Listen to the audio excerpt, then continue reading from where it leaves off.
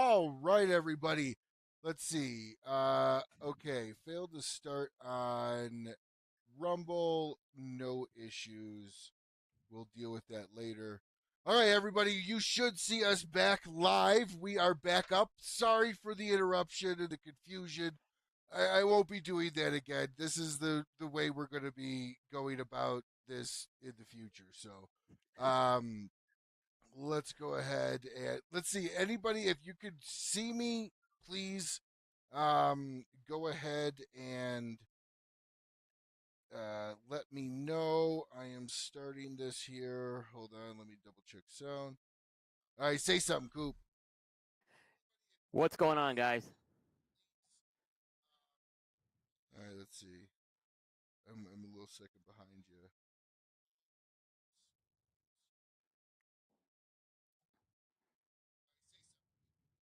Hey, hey. There we go. All Okay. right, there We we are go. All right. golden. We are golden on the. Okay. All right. Back to the show. So we're going to go ahead and kind of dive right in here. And we're going to kick the show off with What Are You Smoking Tonight segment. The only segment that we actually have on the show, sponsored by Dunbarton Tobacco and Trust. I will let Coop as the guest go first. So, Coop, what All are right. you smoking tonight? I'm about to fire up the Romeo Julieta Reserva Real Nicaragua. It's a Romeo Julieta, but it was blended by AJ Fernandez. And this was a top 20 cigar for me a few years ago. It's a great cigar. It's a very, very good cigar. Very good Yep, cigar. yep, And yep. I am going to be smoking, let's see if we could do this, the Breathless, which is the new release from Sagrado. There we go. Ooh. Which this is a Honduran 2000 wrapper with an Ecuadorian Sumatran binder and Esteli Nicaraguan filler. It's a very, very good cigar. Nice and punchy where it matters, not too strong, but overall really, really good. So if you get an opportunity, definitely try this. And Coop over there bringing out just a great smoke made by AJ. Ryan, I've heard a lot about this brand. It just seems like lately I'm hearing more about it. It's a brand I haven't tried, and I'm definitely going to try it. I just they keep coming up a lot. Oh, Sagrado? Yeah. Oh yeah, Like where I are you don't have hearing about him from? just people are asking me if I've had Sagrado, and it just seems like a few people have just come to me saying I've had it, I just haven't seen them and again, it's hard for a brand to get to every state in the country, so that's not a knock, but I just haven't seen them in North Carolina, so I need to either get out more or just kind of hunt a little better. Well, I tell you what, it's when a small brand gets to your ear. So this is something I've always wondered. Do you hear more and more about brands that are small and unknown, or when a brand hits your ears, in some fashion they're semi known or semi have a following? I mean, how Both. virgin do you hear about brands? Usually I will hear about it, right? But a lot of companies they still like because there's a lot of companies that will proactively reach out to me, but some don't. So the ones that don't, it's not a knock. They don't know to reach out to you, right? But what happens is someone either finds the cigar or reads about it somewhere, and then they ask it to me. So I would say probably it's like 25%. Of there's probably brands I just haven't heard of. That I get on my radar. And when you hear of a brand like Sagrado or really any smaller brand that's not nationwide known, do you itch to go after and hunt like I've got to try this I've got to get in there, I've got to get in on this action, or have you are you sort of kind of like, dude, I've got so much to smoke right now, like I just don't need to hunt? Unfortunately, it's the latter. I mean, it's not that I don't want to. I kind of gave up hunting a while ago, just because I just didn't have the head for it anymore. So because if I have to hunt, the chances are there's something else that's right near me that I can get. So that's why I've kind of given, and it's just harder to do with the amount of cigars I'm reviewing. And how many cigars are you reviewing a year on average? I don't About think I've ever asked you. 150. About About 150. 150. Yeah, we just crossed 100. This is gonna be a little higher this year. The year closes October 31st, and I think we're at 151 right now. So, and that's me. We have a couple other guys who are reviewing, so the number's probably up about like 170, 180. So, with Ben Lee who does the video reviews. So, um, it's last year we were at 149 for the whole year. So, it was a little downer last year. This year, um, there's more, and a lot of times it's just factors. You get sick, right? You can't smoke. If you're dealing with travel, weather, so there's a lot of factors that make that variable different every year. And I agree. And when people are at 150, you're barely. And I only want to talk about this because I know this is the end of your year. This is when you stop Hmm. really accepting Yep. cigars. This is when you start building your list. And by the way, Koopa's going to give us his number one pick on the show. No, I'm kidding. Maybe he'll give us a glance into something tonight. I don't know. I won't pry. I won't pry because that's a coveted list, and to be on that list means a lot to a lot of people and a lot of companies. Um, how do you tell people no? Because at 150 cigars you get to review a year, you are not even scratching the surface to a lot of new cigars. And I'm talking about like there's just so many brands out there. Yeah, it's a tough conversation to have a no. What the best way I tell everyone is if you're getting us press information, you're getting priority. Doesn't mean you're getting a good review. It means you're going to get priority for your cigar to be reviewed. A lot of companies will reach out to us, Ryan, and they think a review is the best way to get their brand out there. But I don't guarantee them a good review, right? And I tell them, I said, the more effective way is get me. I don't want to say press release, press information. Get me information about your cigar, pricing, box counts. If you want to talk about blend, photos, we'll get the word out there. It costs you nothing to do that, and you would think I'm asking for the keys to the national bank here. Like it's complex. They can't get you that information. But it's easier for them to put cigars in the mail, and then they want you to review the cigars. I'm like, well, what's this cigar you're sending me? What's it about? So I always say if you're kind of engaged with us with just press information, then that's the next step is to review the cigar. Why do you think brands are so cryptic?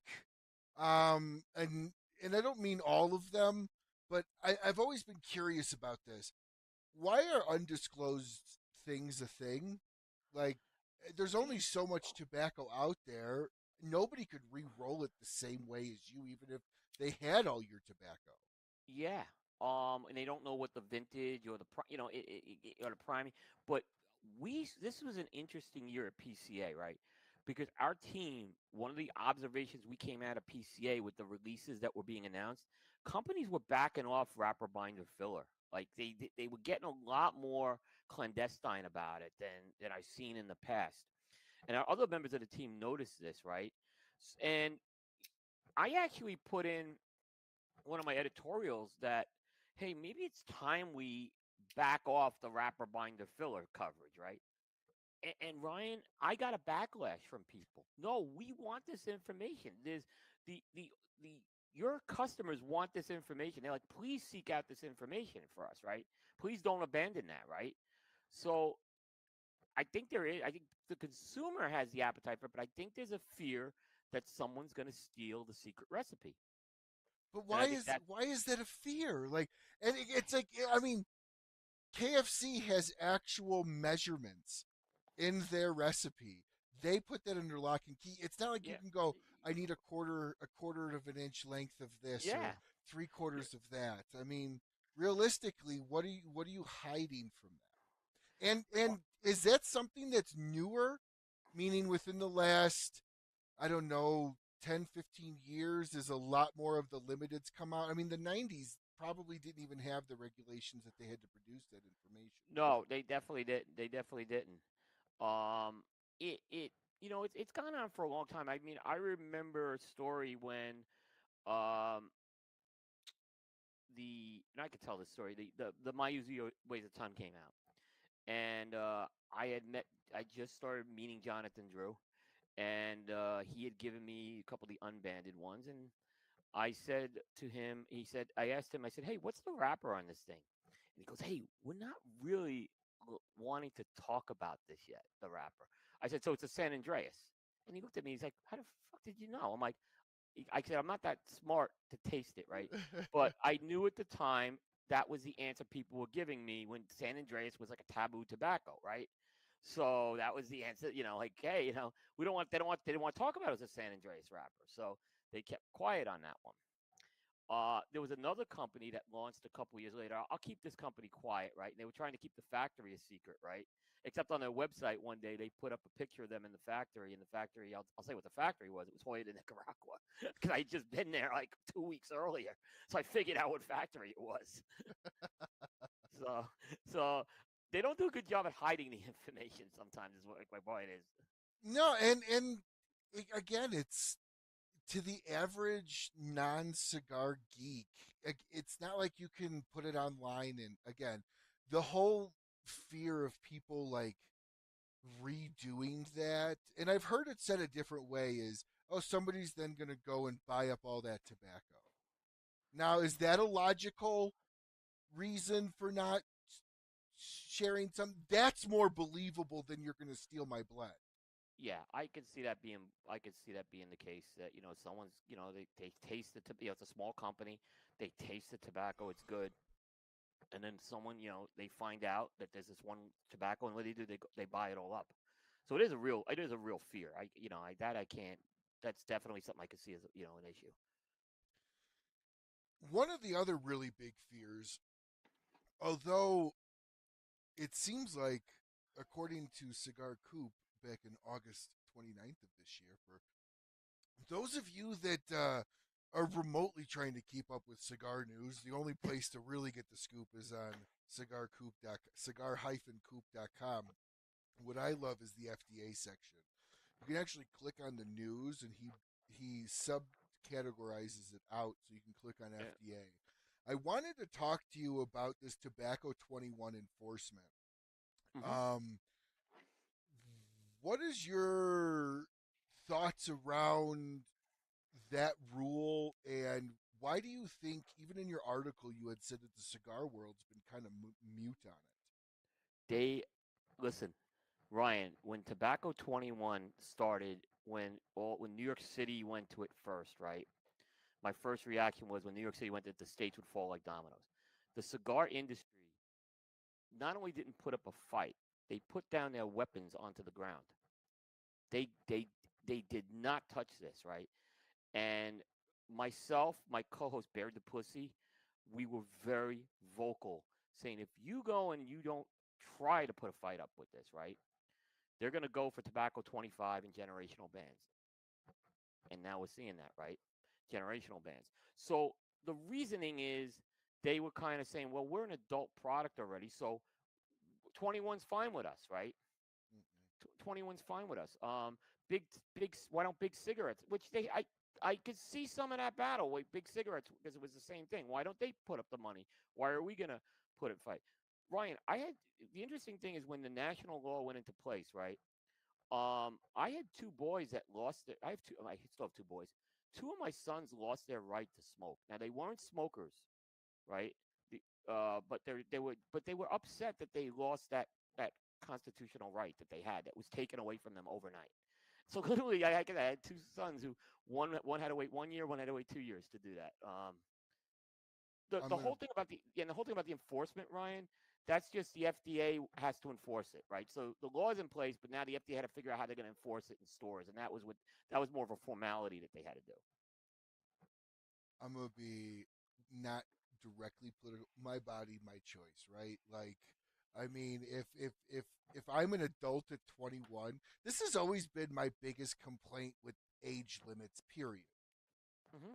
Because many studies have shown the country with the worst drinking problem is the us, as far as how we treat drinking, to where it's like it's more of a constant celebration than you go to like France and stuff. They're drinking at 12 with wine at the table, or you go Yeah. to Germany, they have beer machines in their factories because guess what? Having a beer isn't a big deal, No. and it's No. not treated as it's a big deal, and it's Yep. treated here as it's a big deal because it's don't put your hand in the cookie jar. I just got Um, back from Europe. I can tell you that that's the case. and and and I think oftentimes when these types of draconian rules come out, sin laws or sin taxes, however you want to place them, it it actually encourages the opposite. So what they're trying to do is to stop it, and I do think it's going to encourage differently. But at the same time, my issue is you can go for the military at 18, but don't you smoke anything or drink anything while you're there. For 4 years, you're in the military now. You're not allowed to smoke or drink. Yeah. And it's a complete standardize what the age is for an adult, and then have a list of either you're an adult and there's either the adult things you do or not, right? But they don't do that, right?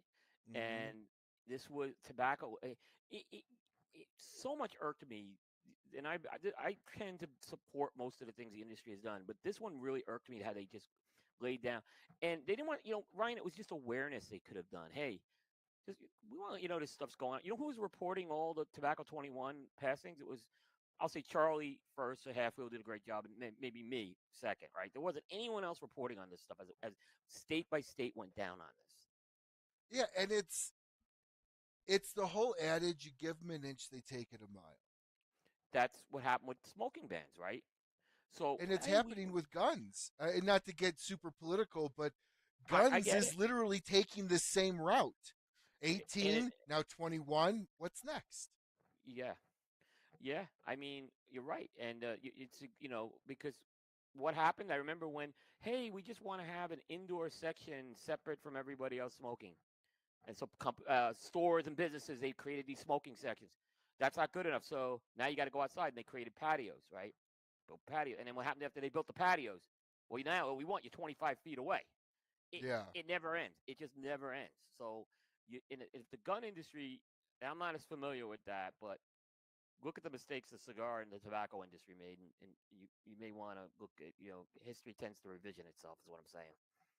Now, about the only thing that has gone well for us with this whole FDA thing is really the Chevron deference Yeah. that was struck down. Now, for those of you that don't understand what an atrocity Chevron deference was and how many judges were actually itching to get a hold of it again.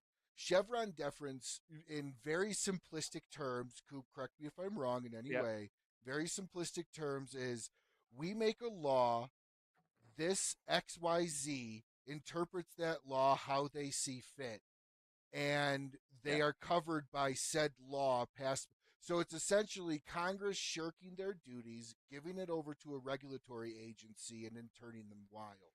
And why Mhm. this was so disruptive is because every 4 years, regulatory agencies typically change with presidencies. So you'd never have a consistent level of regulatory understanding within a Right. vertical of business. Is that correct?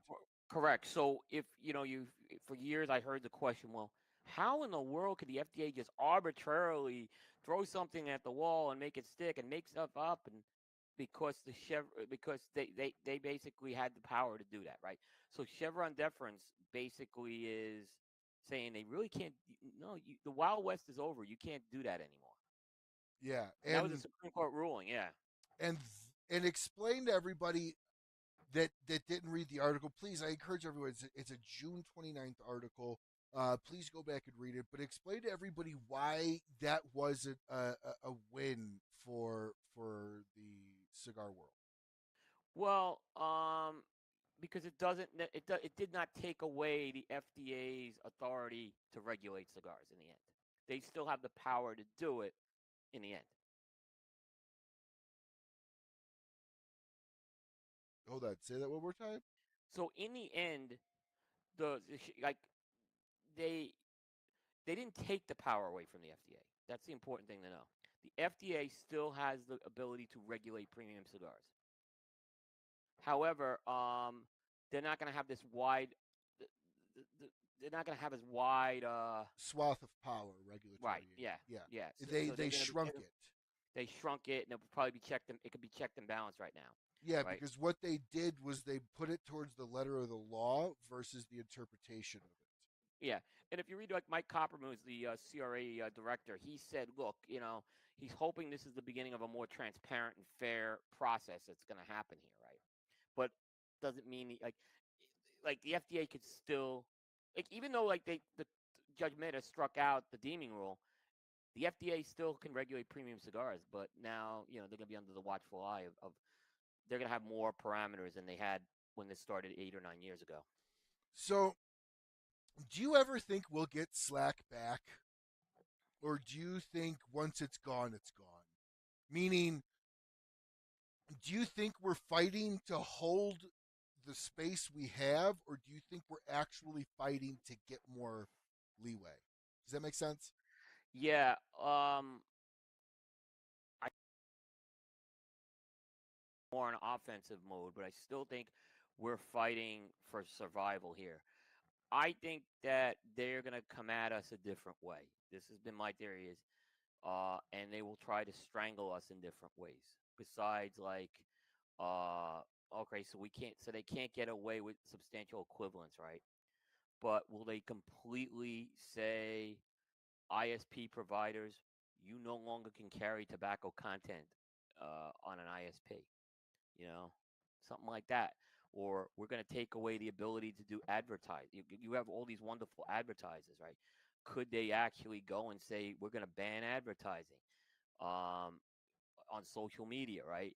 Oh, the kids could see this on social media, but so there's other ways that they could strangle us, and the FDA can make these regulations. So that's what I think we got to be real careful of right now.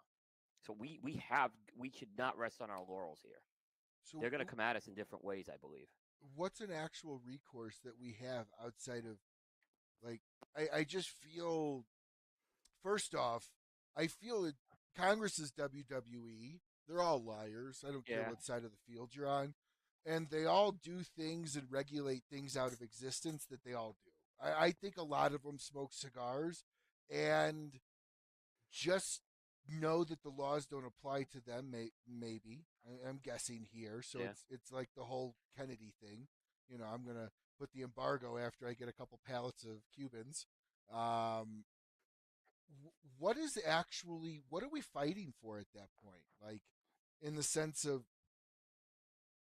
are we ever going to see it 18 again? Do you think is there No, actually a reverse? never will happen. It will never happen, at least in my lifetime. It is So it's so erosion. hard. It's erosion. Yeah, and think about it. It is so hard. It's hard enough to get a law passed. It's harder to undo a law in this country, and that's the problem. It will never go back. Maybe in a generation. I don't think it will go back. Several generations. It will. I don't see it. I just don't. Do you think they'll stop at 21?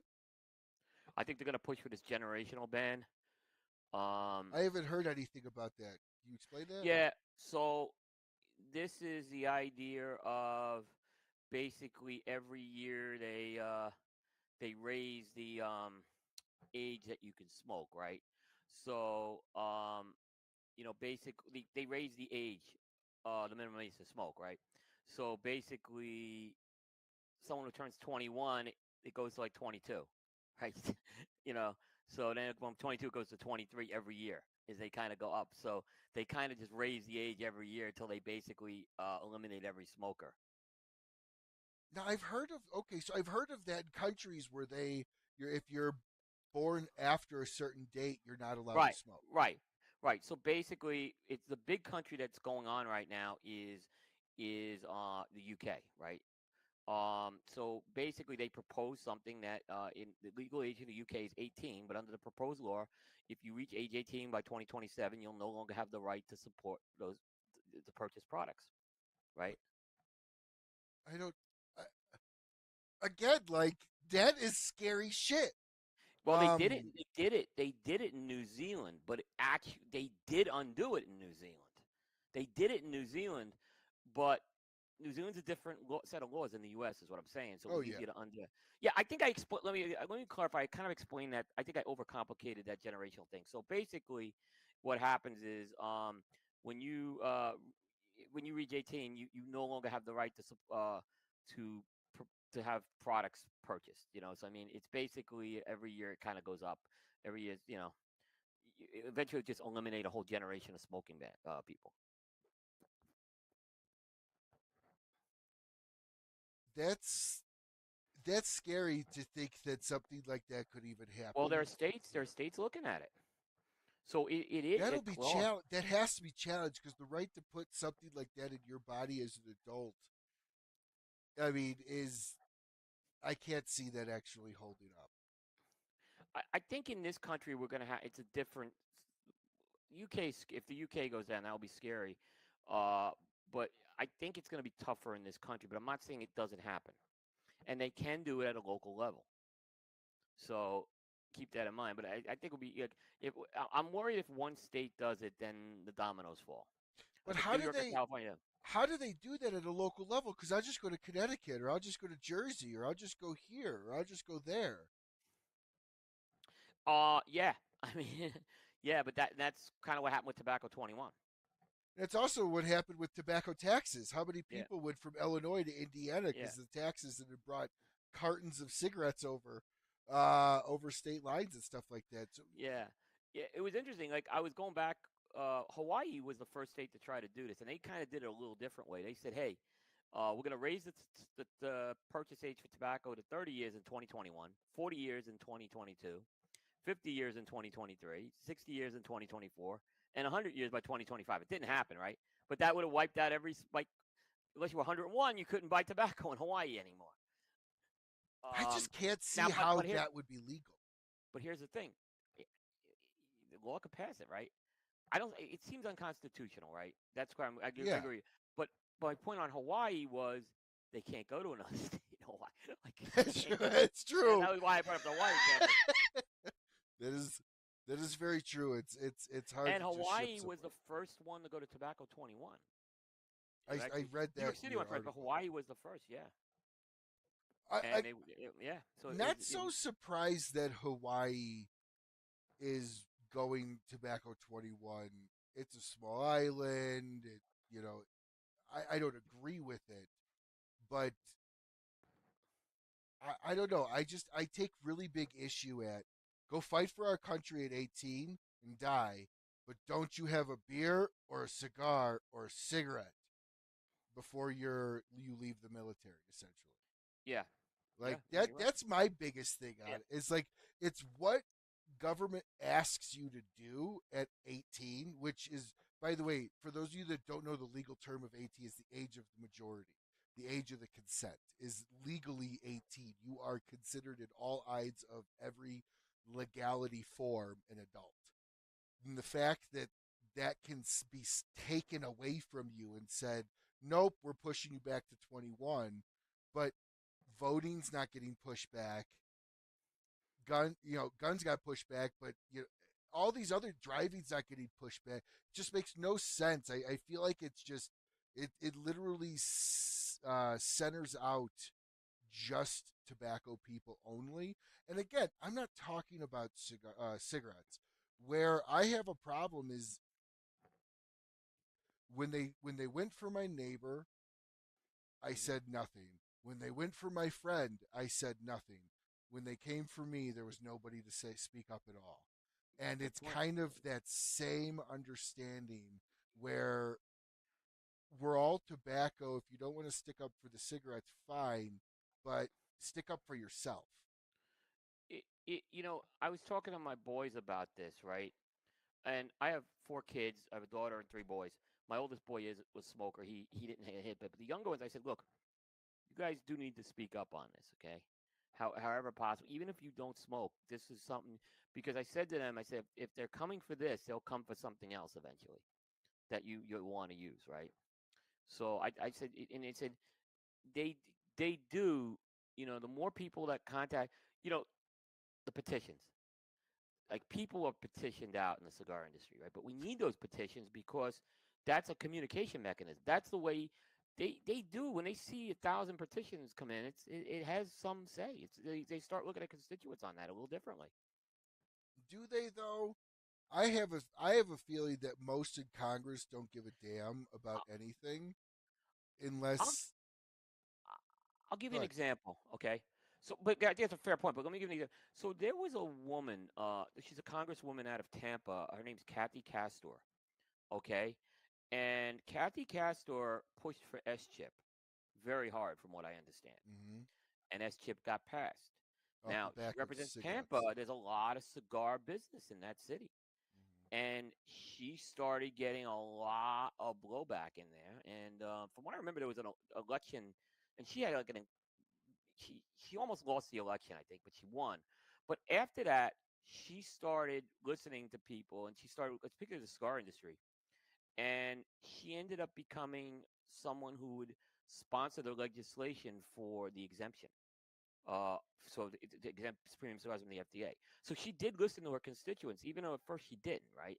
But she did, and you have to give her credit for that. Like she, like I said, she got the message. I think when she almost lost that election, it was like 2009, or right after S chip, she almost lost the election, and there was a movement to get her out of Tampa, but she won and she held off, and then she took the time to kind of understand a lot of things, visiting like the Newmans and things like that. I think it changed. So maybe that's an isolated case, but it can happen, is what I'm saying. That's probably the best example I could see that since I've been covering the industry. But to your point earlier, it's hard to get something passed. It's quadruply hard to unpass something. That chip still exists. Yeah, And you know my issue. I remember when that chip was passed. I was actually a cigarette smoker, and I always thought the biggest hypocrisy in the world was to pass a tax that you could turn around and get upset with people about not smoking because they're no longer funding the children's health insurance program yeah, that the S chip was, or we keep smoking and we fund it's kind of like it's one of those oxymoron type of funding things because you don't want the behavior, so you tax it, but you put children's health care on top of it that's being funded by it. I don't know. This yeah. has never made sense to me. The children, because that's think about it, the children, right? Think of the children. That's why they should never ban cigars, right? Because or because we're funding this stuff, right? Well, that when you actually look at what's the, from my understanding, the average beginning age of a premium cigar smoker is like 28, right? It's almost 30, right? They make up this data about people like 15 having a premium cigar. I smoked a lot of cigars in high school, but they were not premium, and Oh, they certainly didn't have tobacco in them. right, Uh, right. So I remember getting these surveys in high school, right? And they'd ask you, "Hey, do you smoke?" Hell yeah, check that off. Like, yeah, I smoke. Like, I never had anything to smoke. That's how these things are answered. Trust me. It's all the data is such BS. There's no Nobody science to it. lies. Nobody Nobody lies. Come on, you know exactly. that. You know And that. then they say they smoke. Like look, my my most people who are 21 just don't have the budget for premium cigars. No, they People who are in don't. their 30s don't have it sometimes. I mean, yeah, The only reason why people under 21 have a budget for premium cigars is because they take them from their dad or their mom, and that's what they're doing. They're doing what I did. I remember taking a cigar from my buddy's dad, turning almost green, smoking it, and never touching a premium cigar again until I was almost probably like 24, 25 on a regular basis. yeah, You know, so I mean, it's absolutely asinine to think that cigarettes and cigars are remotely the same. And yeah, on top of it, I don't understand why the cigar industry just stands there with a smile and it's like the slap competitions. You ever see? It's like the FDA just keeps redoing it, and the cigar world just keeps taking it because they're not.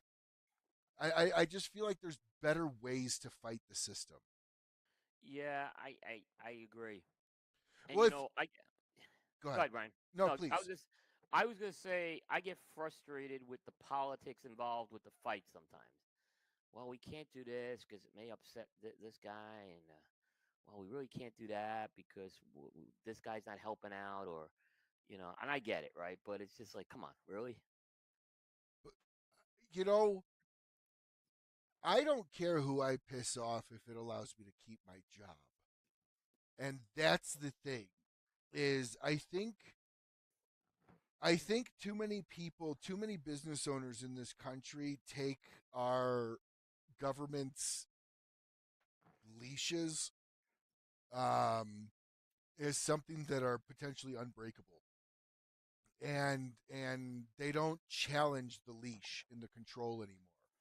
And when you don't do that, that leash breaks, and now you have an animal that's just going to go crazy and not stop until it gets what it wants. And I feel like the cigar world has not really wanted to keep that leash on the government and the control.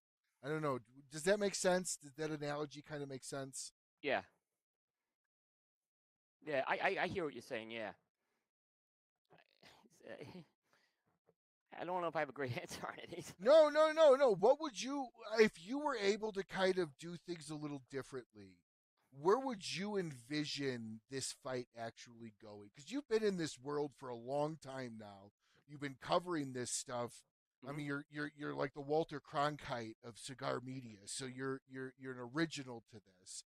So as somebody that's watched everything kind of ebb and flow over the years, if you were honestly consulting these groups in a serious way, where would you say to start?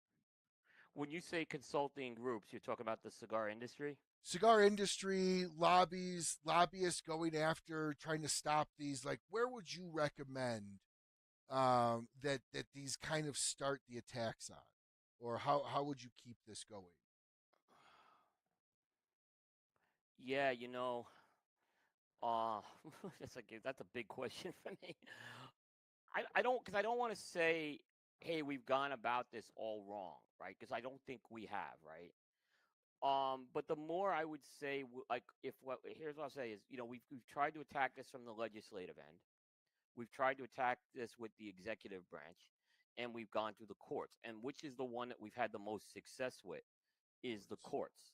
Correct. So, I would probably say let's go where we're having the success and go with the court piece, and maybe if that's where we need to put the monies with that, and get the good lawyers in there, and get the experts in there who are going to testify in those types of things. And because I almost feel like legislative, you have to do it, right? I get it, but sometimes it's pulling on a rope. Yeah. Executive branch is even tougher. We really haven't gotten anywhere with anyone in the president's office like with that, or No. No. So I would probably say let's go with what works. And I would agree with you on that. The legal side, the court side, still in this country, the courts I think are still the most honorable part of our government, in the sense of being an honest referee. Um, all right. Well, I've grilled you enough about the laws and kind of because I really wanted to talk about the Tobacco 21. I wanted to bring up the Chevron deference thing as well.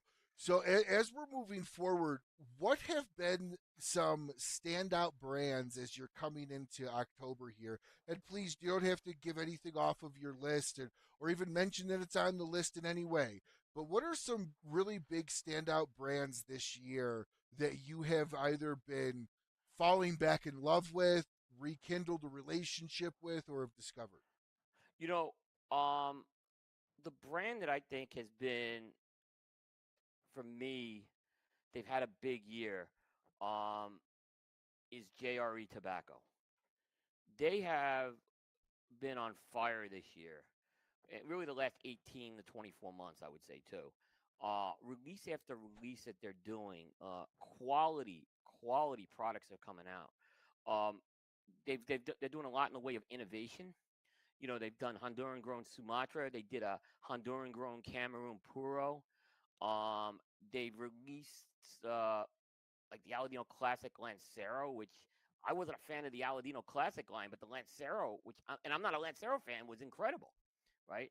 So I think JRE, Justo Aroa and his father Julio, are you know, one they're doing some really, really great stuff right now. And that's kind of a brand I've rediscovered because, the Aroas were doing Camacho years ago. So they definitely are like one of my companies I'm looking at this year. Um, the company behind me, Perdomo, the 30th Oh, the anniversary line, 30th was so good. listen, they did one line, right? But that was as big a release that I've seen hit the cigar Hmm. industry as I've covered it. That thing hit the ground running. It's been a monster for them. The cigars are great. The Maduro is one of the best cigars I've had this year. Hmm. So they're, and they don't do a lot of new releases. Jerry did more. They went wider, but Perdomo kind of went narrow with the 30th right now.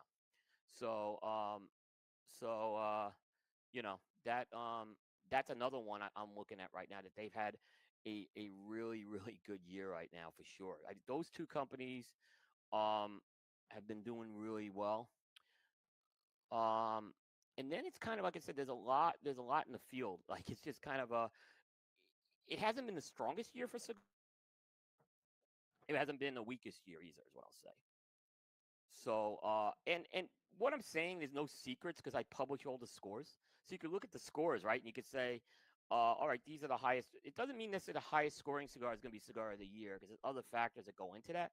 But there certainly is a lot that you know, um, out there is what I'm saying. But I would say JRE has been the one to me that I have been just really, really impressed with this year, for sure. Um, and I'm just trying to think of any others, but yeah, it's like I said, the others are just it's kind of been flat, and then it's been JRE. There's been some companies that have had some standout cigars, Ryan. So I'll give you a couple that really, I'll give you one that absolutely hit me from left field. A smaller company, but a cigar that I think can contend for the top 10 on my list is Casa Cuevas' La Mandaria Oscuro. I think it's the best cigar they've done. I couldn't believe how good that cigar was. And they've done great work. But the Casa Cuevas has been fantastic this year. Um, Casa Cuevas is a good brand. yeah, yeah. They definitely know what You'll they're doing. you'll laugh at me, and I'll probably take crap for this. While I didn't think Rocky Patel had the best year this year, the Conviction, that $100 cigar, and I'm not saying it's worth $100, right? It's not, but it was a hell of a cigar. I will take your word for it. Listen, I was like they came out that came out at the show in 23. They came out with Dark Star and Conviction. Dark Star was awful. So I'm not like fanboying this, but the Conviction was really good. It's gotten some high ratings. Uh, the company I see on your wall, Kristoff, the Tres Compadres, kind of came So out late good. last year. Oh my goodness, that's one of the So best cigars good. they've done. Yeah, I yeah. think I think Kristoff is an underrated brand in my opinion. I think they've got a lot of really good stuff in my opinion.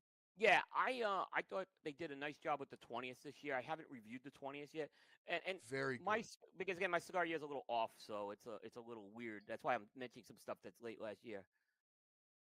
Yeah, No, I like the 20th. I think I think Kristoff is a really good brand. And I like what they're doing with their new line. The Trace Compadres is also really yeah. good. I wanted to kind of talk to you.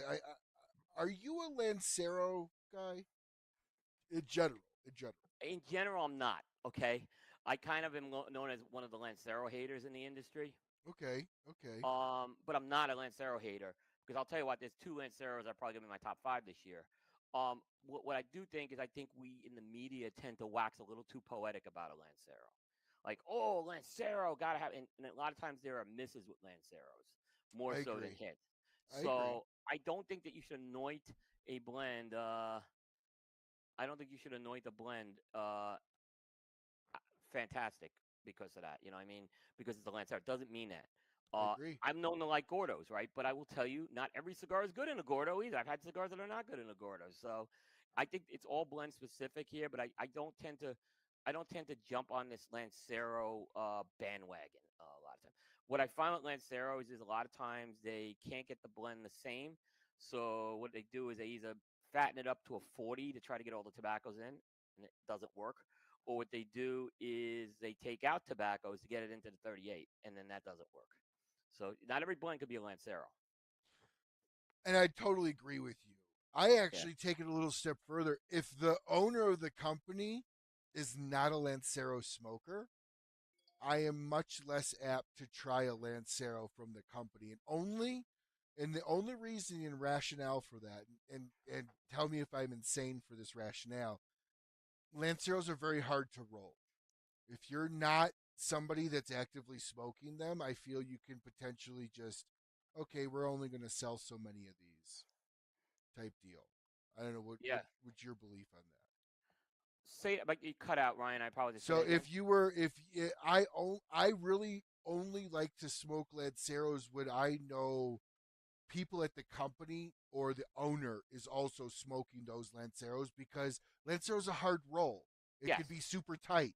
And I Yes. feel when I have been like, oh, the owner's not a really big Lancero guy, but he made it, not naming any names. I feel those are tighter draws or not as good. The burn quality isn't there. But Yes. you take somebody like a Southern Draw, Robert Holt is a huge Lancero guy. And he does a good job with his Those Lanceros. are solid Yes. every single time. And people they identify with the owner and they want to smoke what the owner's smoking. Yes. Absolutely. And when you have a track record, like, and I'll say the other guy who's really the king of the Lanceros, and I know it sounds like I'm tooting his horn, is Justo Aroa's Lanceros are Oh some yeah, of the best. So, but yeah, if you're the owner, people want to smoke what the owner's smoking. I think that they want to. This is. I have a little theory, and I've been told. Some people say that I may be onto something. Some people told me I'm way off base. I think that sometimes a factory will roll Lancero to keep their workers sharp because it is, like you just said, it's a harder role to do. So, I never thought about it that way, but so that makes some people have sense. said, yeah. Some people have told me I'm way off base. So that's just my theory on that. I don't disagree with you. It's kind of sharpening your toning your skills, every once in a while to something a little bit more difficult. If you can do the more difficult, then you can do the easier much easier. Yeah. Yeah. I don't disagree with you at all. What has been because we've had, I think this year has to be the year of the $100 cigar, right? Am I wrong in that? We've had a Yeah. lot of $100 cigar releases with the Fuentes. I mean the Tatuaje, my father. That's an $80 cigar. Like, are why are we seeing this trend of, in my opinion, and I'll say it, unjustifiable cost in the cigars? Uh, First of all, you're 100% right because I think I looked at how many and unfortunately, I did buy some of these cigars. There's some I didn't buy. I'm not gonna lie, but there's there are some of these I bought. I reviewed both the unicorns from Saka in the last year. Yeah, so I'm not saying this is something I'm proud of, but it goes. And they were good. The unicorns were good, by the way. Here's the thing: why not cigars is why answer back on this, right? Because we do it with watches, we do it with cars, we do it with wines, right? Where we put out these extravagant things, and we're saying, well, cigars is in that category of a luxury product, so why shouldn't we have it? As long as there's a demand for it, then do it, right? But these are not cigars for like me and you to smoke, is what I'm saying. There's a Okay, there's an audience for those cigars.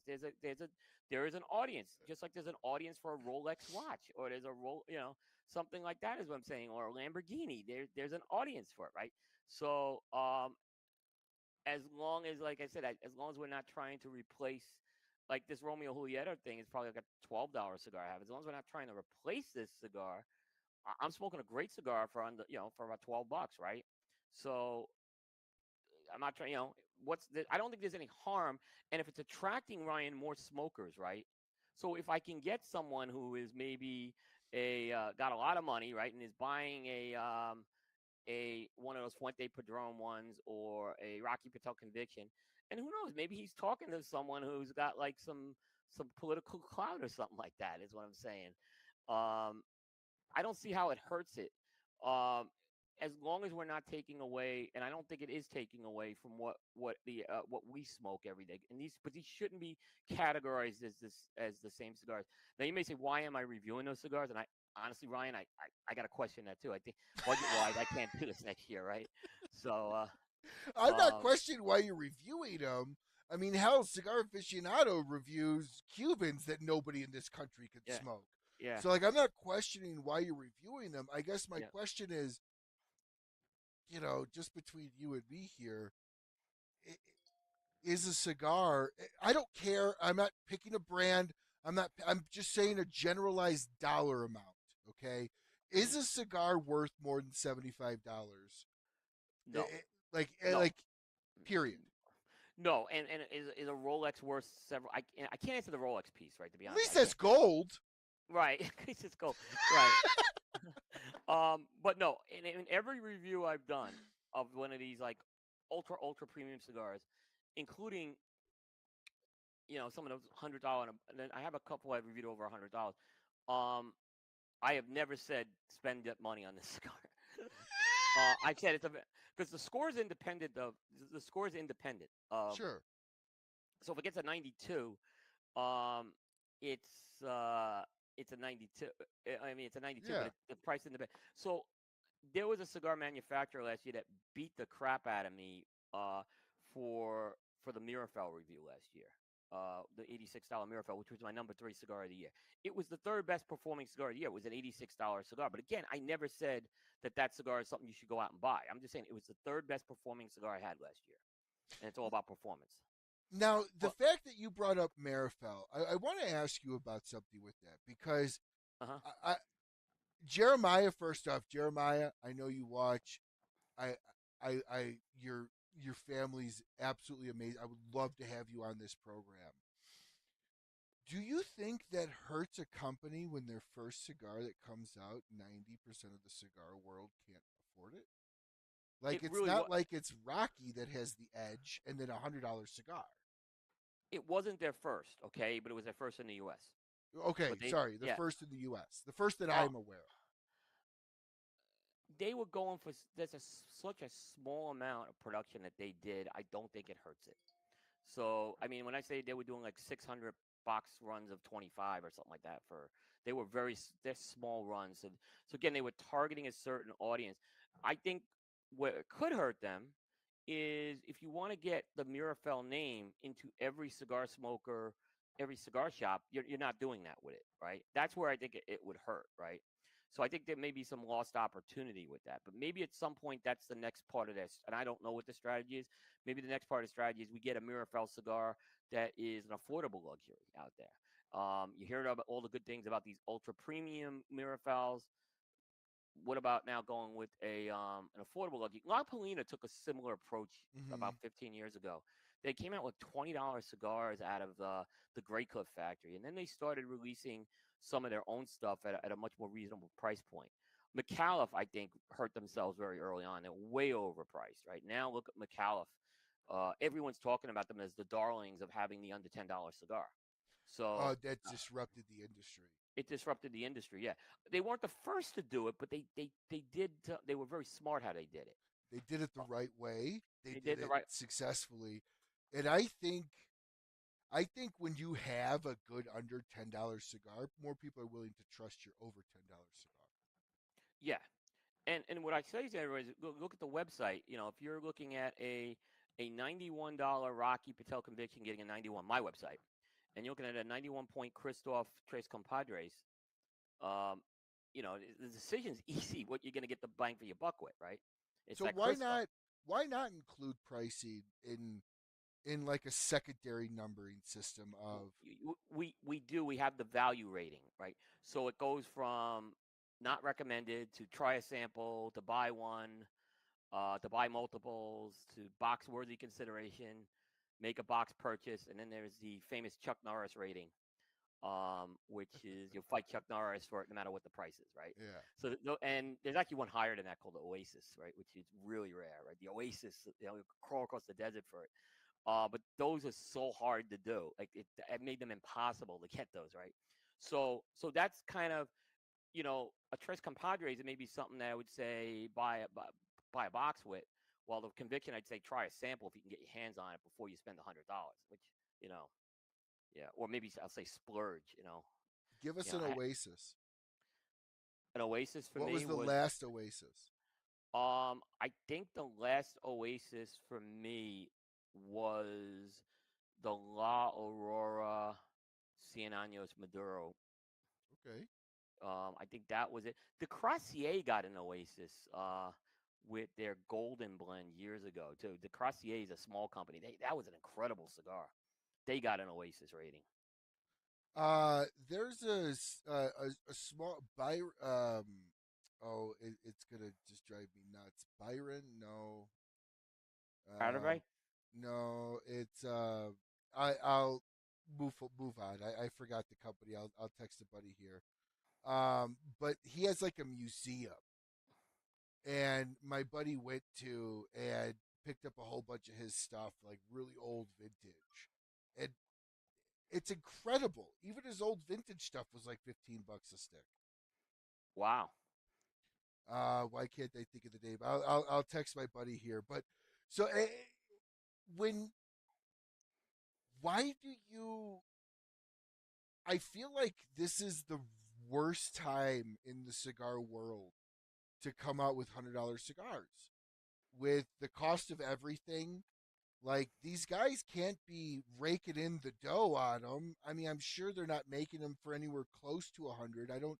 It doesn't bother me what they're making them for. I don't care what they're asking for them. I don't fault them if somebody's willing Right. to. My brother works for BMW, and I asked him one time. I was like, "Why do people spend 2.5 on a McLaren?" Right? No, I said, "Why is a McLaren $2.5 million?" He goes, "Because somebody will spend it." I said, "So it's not worth it?" He goes, "Absolutely not. It's not worth it." Because you're dealing with a group, the people again. It's the middle class person, right? Yeah, but Is why are we seeing so many of them now? because 5 years ago, we didn't. we didn't because they figured out that they could tap into a segment of the market, the Rob Report segment, whatever you want to call it, that they weren't tapping into. That's why they're doing it. Okay, so they're just now figuring out that people are willing to spend that kind of juice on a Yeah, cigar. yeah, they figured it out. They figured out. Soccer comes out with a unicorn, it's sold. Let's Oh, be it real. sold like crazy, and it's a It's sold. great cigar. It's a great size. He's done 3 unicorns now. So yeah, the unicorn is a good example. Davidoff sells out the Oro Blanco. They sold out their Oro Blancos. Now they came out with a new Oro Blanco. It's $750, right? So they don't have high production. It's not high production with these lines either. It's small production, so it's not hurting them to do it. And as long as they can tap into as long as the demand is there, they're doing it.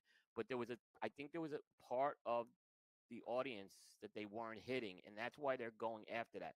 Now, I think the other thing, Ryan, and I think it's going to change in the next year or two. I don't think this is a growing segment either of the market. So I think there's enough in there where maybe it will start to back off this year, in the next year or so. Well, I mean, again, I just feel like they're. I feel like the loyal cigar smokers are just priced out Yeah. because I think I mean realistically, Coop. If I was to ask you what is your average daily cigar valued at, what would you say? 10 to 12. 10 to. I think that's normal for a daily cigar smoker. And that's still expensive. I mean, Oh because you think about yes. it, it's less than like if you smoke a cigar a day, right? A 20 to 25 count box, not even getting through a month. That's still pretty expensive too. That's Mm-hmm. not. So yeah, and look, I buy cigars and I get samples, right? So that's another thing. We publish all the data at the end of the year, and averages of samples and non-samples, and sponsors and non-sponsors, and what you'll find, Ryan, the numbers are almost identical. Sometimes it's one way or the other way every year, but they're pretty close. So I think we definitely don't factor that part in. But yeah, I mean, I've looked at this year. I haven't done the calculation for cost. I think, but I imagine that cost is going to be because there's so many expensive cigars that were reviewed this year. It's going to be meaningless because it's going to be what do they call it? An anomaly. Yeah, because I don't think next year I'm going to review that in that price range again. Now you got one of the Fuentes Padron ones, didn't you? I have not. You didn't. I Wow. didn't. I did not get it. I've not smoked it or reviewed it. Uh, I am contemplating it. Is what I will tell you. Listen, Padron. I mean, Perdomo 30th was the biggest release, and the other biggest release was what talked about was Fuente Padron in terms of web Yeah. traffic. 2 Okay, years to any come out. any any article I put out on Fuente Padron was big news, right? So if it wasn't big news, I wouldn't review it. But if I see people are interested in this cigar, I'm gonna review it. But that's a almost an like I gotta review two samples of each of those. It's almost an $800 commitment. So I mean, so I'm weighing that out, right? I gotta be, again, I can review the cigar. It takes the same amount of effort to smoke the cigar and write the review for a $12 cigar as for a $175 cigar. So Absolutely it does. so you have to look at that, and that goes into like, well, I do want to review what I like to smoke, but I do want people to be interested in what I smoke too. So, that's why I don't like. That's why I've really moved away, Ryan, from shop exclusives. There's no market for that, at least on Cigar Coop. There's no interest in shop exclusives anymore, unless it's something like a like a like a Tattoo Anarchy or something like that. Yeah, yeah. Like a really big exclusive release Yeah. only type deal. It's too Um, localized. It's too localized, correct. and the shop exclusive market is too flooded. On top of that, Correct. And they already so have the fan base for it. yeah, TAA was another one. TAA cigars, there's no interest in those. The only one I saw remote interest in the last few years was Tatuaje, and now most recently Espinosa, but not even the most popular Tatuaje or Espinosa out there. Are you talking about the Murcielago? Yeah. Yeah, that all they did with that one was a box press version, right? Well, they changed the wrapper too. That's right. They That's put a right. That's lighter right. wrapper. They put a lighter wrapper on it. It's still Mexican, but it's a lighter wrapper. So I'm curious when you're lighting $100 cigar, are you more nervous to fuck it up in the Oh sense my! of like, oh my god, do you even like? Are you like? I know I am. Somebody was kind of my buddy Vince was kind enough to give me a unicorn. Yeah. Never had one before, and I was like so careful lighting it, obviously that your process is different for that level of cigar, or at least your care. Yeah, it is very worried, especially if you're like doing a cigar and you have only one of those, right? And if you decide to go into a review process, right? You've spent the money on that cigar, right? Or or someone was kind enough to take it out of that collection to give to you, right? And the last thing you want is to hear that wrapper pop, or you drop it, or you misfire the burn, right? So you are really worried. Now I had this happen in the last year, and it happened with the Aganorsa Leaf 100 ring gauge cigar. The thing just the wrapper popped on the middle of it. It killed the review. I will give that. I think that deserves a second review, and it will get it down the road, for Are you sure. talking about the 10 by 100 that they Yeah, put on? You're yeah. gonna What kind of time frame is that? Like for a second review? That's like a 6 hour cigar. I feel. That's why I haven't done the second review yet. So, and the last thing you want, look, and I wrote in that review, handmade product, things can happen sometimes, right? And that was based on one cigar, right? That was based on a single cigar, right? So, yeah, but I think but once I've gone into that process and I'm spending time reviewing this cigar, right? I gotta do the review. I can't like just abort it. That was a $40 cigar on top of things, right? So it Oh wasn't yeah. cheap. No, So it's I not. hate it. It wasn't like I wanted to kill it. It got like an 82, 83. And I saw some positive points of it, but yeah. So yeah, there's a big fear. I remember when I did review the Oro Blanco, and disclaimer, I got that at cost, right? So, the Oro Blanco, I was terrified with that one. Yeah, that's an expensive cigar. I want to go to the opposite end of the spectrum here, but I want you to give a definition. I don't Hmm? think there's a hard and fast definition on this, so I would like to have you define it for me. Right. Define bundle versus cheap. Wow, this is a discussion I had with a few guys similar. to. It was similar because we were talking about house brand versus shop exclusive, right? So That's where I was going to go bundle. with some of this. Okay, so bundle is this to me. Okay, bundle is. I look at bundle as the way it's packaged. Simply, it's in a cello or paper packaging. Okay. Cheap is a price With nothing on the outside. with nothing on the outside, Okay. maybe a sticker or something like that, right? It's either in cello or, but it's not packaged in a box, right? Cheap is it's under $6 or under $5 for me. That's cheap, right? And I've seen cheap cigars in bundles. I've seen cheap cigars in boxes. Um, so I don't judge if it's a that in either case will ever. I'll assume it's a short filler, right? So I don't assume that. I mean, look at Micallef A. That is short. That's a mixed filler cigar. It's one of the best mixed filler cigars I've had, right? Yeah. But that's not a cheap cigar, right? I believe it was bundle and then it went to box, and it's certainly not a cheap Hmm. cigar because it's good tobacco they have in there. So, what makes a mixed filler cheap then? The price. The price makes it cheap. Now, when you say now I cheap, guess I'm using cheap incongruently against. I'm using cheap in opposite of price. I'm using cheap as in like for instance, why is a factory smokes not $10? right? And it's the factory smokes is not $10 because Drew Estate has accumulated all these tobacco scraps with a large amount of production, so they're able to do that. Yeah, but it's short filler. They're undervalued. I mean, a lot of people would say that they're undervaluing that cigar. So why not make that an $8 cigar? I guess is my point. Is like what makes that price point realistic for them, but then other short fillers are more expensive. But you would take an A. I would take an A over a factory smoke, but I know a factory smoke's using all Liga tobacco. Factory smokes aren't, from what I understand, use the Liga tobacco. I was always told they use the Liga trim. The Ligas went, from what I understand, to Papas Fritas, and I think the factory smokes use the tobaccos like off of Undercrown and Well, I'm not maybe going to some of debate you on yeah, and I think that's the case. that. So it goes down to the cost of the tobacco there, and certain the tobaccos are more costly in some than others is what it comes Well, down to. that makes sense then because the Papas Fritas, those are 8, 9, $10. Yeah. The Uh, Papas Fritas came from the Liga trimmings. The factory smokes, I don't want to say they don't have Liga trimmings, but they definitely have other stuff besides Liga trimmings if it has it. and there's Uh, nothing against them. right. I love the factory smoke as an outside cigar that you don't have to think about. I think it's better than other very inexpensive bundle driven cigars. Yeah.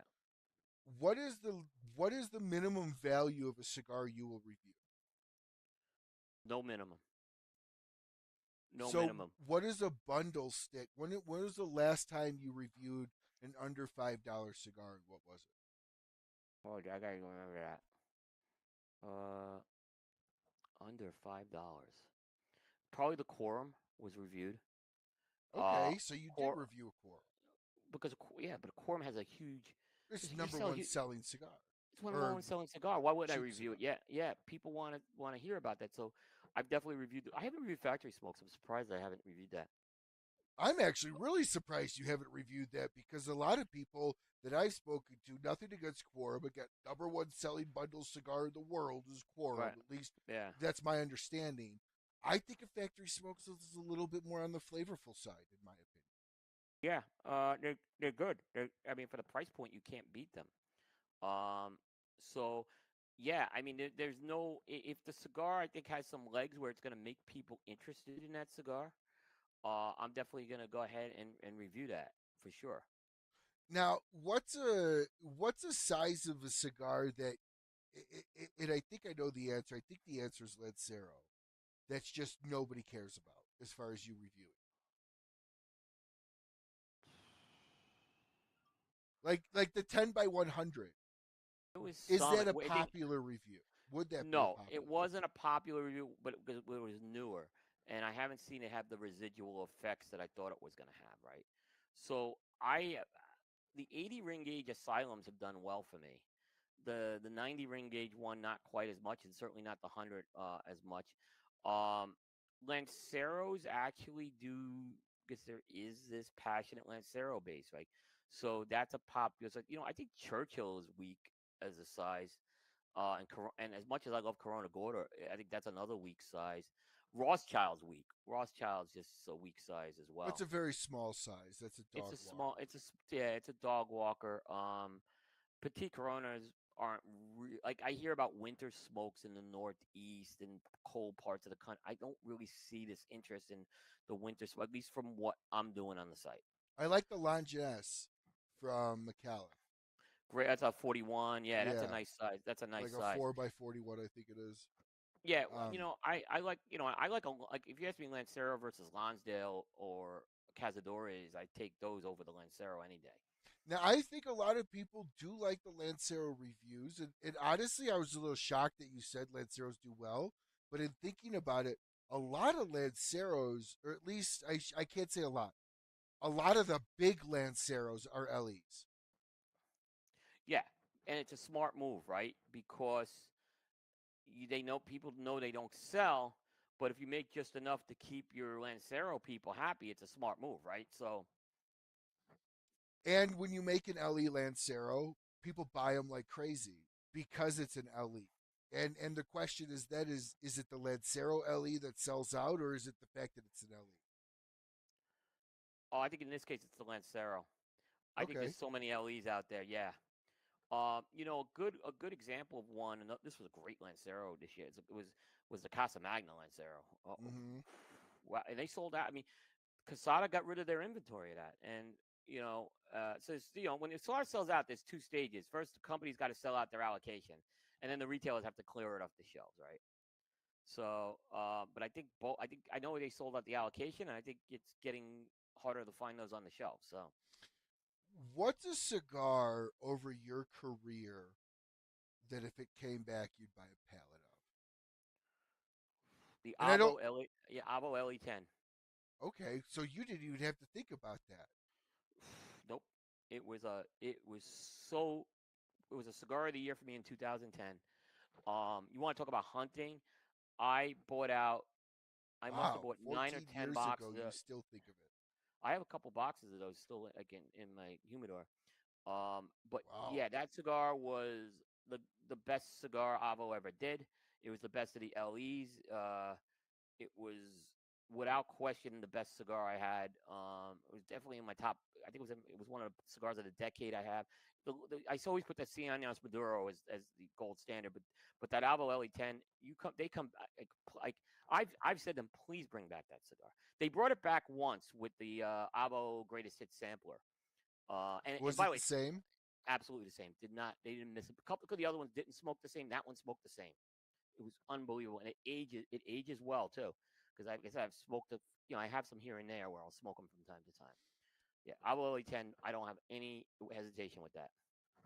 What, in your opinion, makes an LE an LE? And I don't. And I asked the question with this parameter.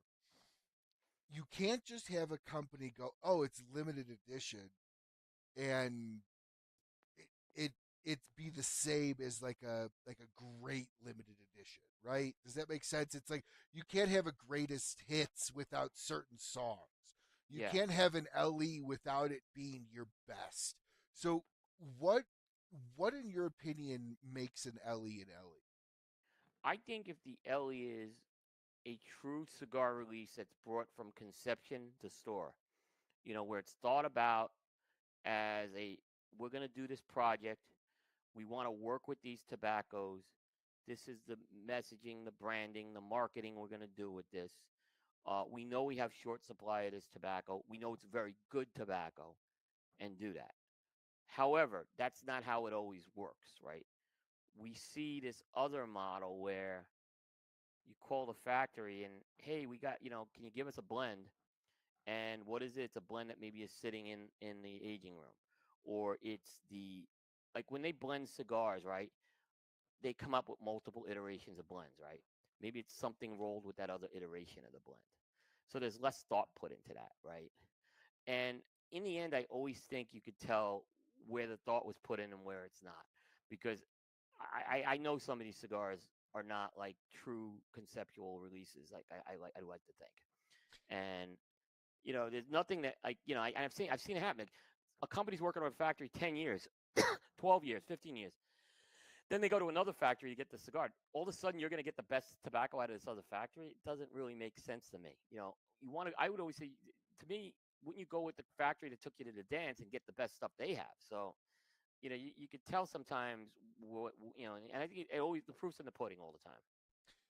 So what I think you're getting at is some companies are lazy with LEs and just put out an LE to put out an LE instead of Yes. actually making it like in my opinion, it's I know I might catch flack for this. It's a little I might. lazy It's very lazy. to put out an LE of a line you already have. I think an LE should It's like be its own separate thing, not affiliated with your core line. It shouldn't it, be a size. so yes, and this is where I've been very critical of TAA releases and PCA releases because Correct. you're checking a box. That's not good enough, right?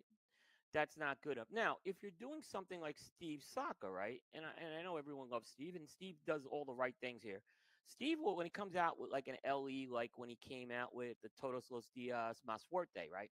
It's a different. The blend is different. He's It's played with tweaked. that a bit. It's tweaked. And I'm fine with that, right? That's an Because LE. That's that's an different. LE. That's different, right? That's It's not he trying to be the core. right. And I think when he developed the Todos los Dias, right? I think he had this because I mentioned something as offshoot blends, right? I think Steve went into that whole blending process knowing he was going to do that offshoot, right? Mm-hmm. That's the difference there because he's done that historic. Go back to his Liga Privada days. He did that Sure. with with Dirty Rat and the Unicos here. So he's programmed to do that. That's what I'm saying. Yeah. But if you're just saying, "Wow, I'm going to release a torpedo size of one of my lines," like how is that? And how is that getting people excited about TA or PCA? It doesn't. It doesn't work, and it's not memorable. I Um, don't yeah. feel that size differences often are that vastly different in flavor to be able to be like, that's something really special. In most cases, you're right. Now, sometimes the blend is tweaked and we don't know about it more. So, for example, I think I know if Saka's doing it right. It's something that's definitely the Special. tweaks it. Yeah, yeah. Because Uh, Saka will eat a huge order because it's not right. right. Uh, Pepin, when they did the Le Bijou 100 Años, the DNA was the Le Bijou blend, but they played around with some other tobaccos in that thing, and they made some different stuff. So you could taste the DNA tastes like the DNA tastes like a Le Bijou, but there's a lot different about it too. It's different enough. It's a Ford Mustang that's souped up. Yeah, Like it's yeah, not your base. And again, those little tweaks require right, effort, yeah, require a ton of work and calibration in that blend. yeah, That's different. I don't know. I have a like you said with the TAA stuff. Oh, this is a box press version of X, Y, or Z. Like that's not enough for me to drop the $8 more on that cigar. yeah. And then there's other problems with and I've been very critical of the TA. Unfortunately, with the new blends, what are they doing? Is they're grabbing something out of the factory. It's not really Explain what you mean by that. well. They're grabbing like maybe a blend they had in the like you hear, well, this blend was in the aging room, or it was again an alternate blend that wasn't considered. So not a custom blend per se. Yeah, it's not built from the ground up. I think some companies do build their brands from the ground up for the TA. I think LaFleur's done it. Kristoff's done some of that. Pete certainly has done that. Espinosa, they played with a rapper, but they did it. But a lot of others they don't do it. I hear, you know, I just see it happen. Yeah, But even the change of the wrapper, that's enough for me to go, what does that taste like? yeah, it is. And Espinosa, in fairness with that, they were going to release that Murcielago as an LE in general, and they opted to move to when they got invited into TA. I had it, and they just switched the project over. So they were already in the works with that one. So, and I knew that going in, because I had smoked it. Now, So yeah, now for anyone that watches Coop, though, you'll know that he loves all the TAA releases that come out. Coop, I know you have talked about this, and since we're on the subject here, yeah, you had mentioned about a year or so ago, I think it was, on one of your shows that I forgot who you were talking with on it, but you had yeah, said something to the extent of TAA is becoming oversaturated. There's 30 blends, there's 20 blends. It's not yeah, special anymore. right. Why was the TAA ever special? If you go back, like when I was starting this out, you were selected to do a TAA cigar. What does that mean, selected? Who Like selected who? the TA said, "Hey, we're commissioning," and I'll give you a good example: Casada Cigars to do a TA cigar, and they did this Fonseca cigar that was off the charts good, right? And they did what Rocky Patel one year did it, right? And then they commissioned Tatawahe, and it blew the doors off, right? And it was one, like, you were not competing with all these releases, and then they opened the doors, right? It was like it went from 5 to 10, and it was over 20. Now I heard it's cutting back this year, right, which I think is a good thing. But it was to a point where, like, the TAA cigars will always. This is how they were. So like when they were the individual releases, like going way back, I was told, hey, we're the best retailers. The TA is supposed to be the best of the best retailers. We're commissioning the best manufacturers, and certainly those companies like, Casada, Rocky, and Tatawahe, great manufacturers, to make their best cigars, and they would put their best foot forward, right? But then there was no parameters in what, like, when they opened the doors, they didn't put parameters in, like they weren't evaluating these blends or anything like that. They just, let's slap a TAA label on it, TAA, and I think the consumers got smart and they said these aren't great cigars. Um, so that's, I think, what happened. Essentially, it became less special, and So the TAA used to individually ask certain members to make specific cigars, not every member. right. It was a much more. And now it's every member. Now they open they. It's not every member, but I know, but basically, it feels like yeah, it. it feels like it. Yeah, Because you and go look, to a there is TAA shop and it's like a wall and a half. and there are, I think, companies like Crown Heads has taken it very seriously. LaFleur.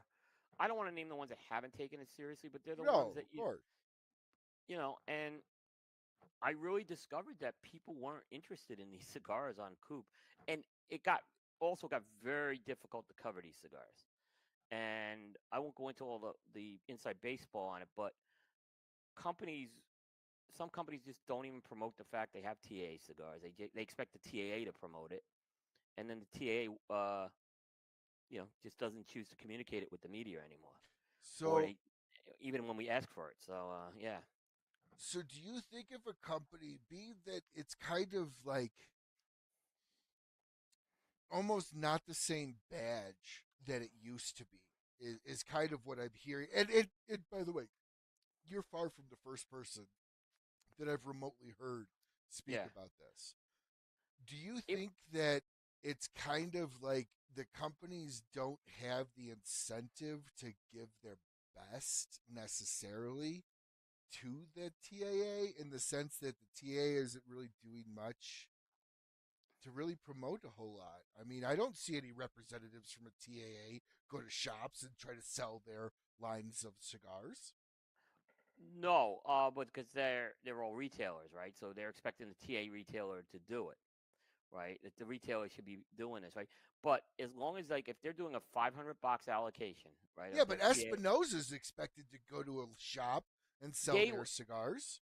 I just had Jack on the show, and they did an exceptional job. They got their release out right after TAA was over, and Jack was going around the country to the key TAA retailers, Yeah, and but that's why should it be on Espinosa to do the TAA stuff like that? Why wouldn't TAA go to shops and do that? because the TA shops are the shops is the difference. There's not like a, it's the Jeff Borschwitzes, the Abe's, the Craig Casses. They are the shop. They are the TAA. So But their what's shop, their incentive to put more into that than something else? that's a good question. I don't understand it because I've seen these TAs. Some of these TA cigars just sit there for years. I mean, Exactly. yeah. So I don't quite get it. I think with the companies you were used the word badge earlier, and I think there is a badge. There is something with a badge.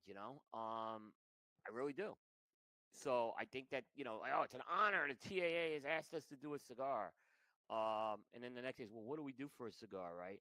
And we got to find, and if you, especially if you're not a factory owner, you got to find a factory to do a cigar, right? So it gets complicated. The PCA releases were even worse than the TA releases, unfortunately. Explain what you mean by that.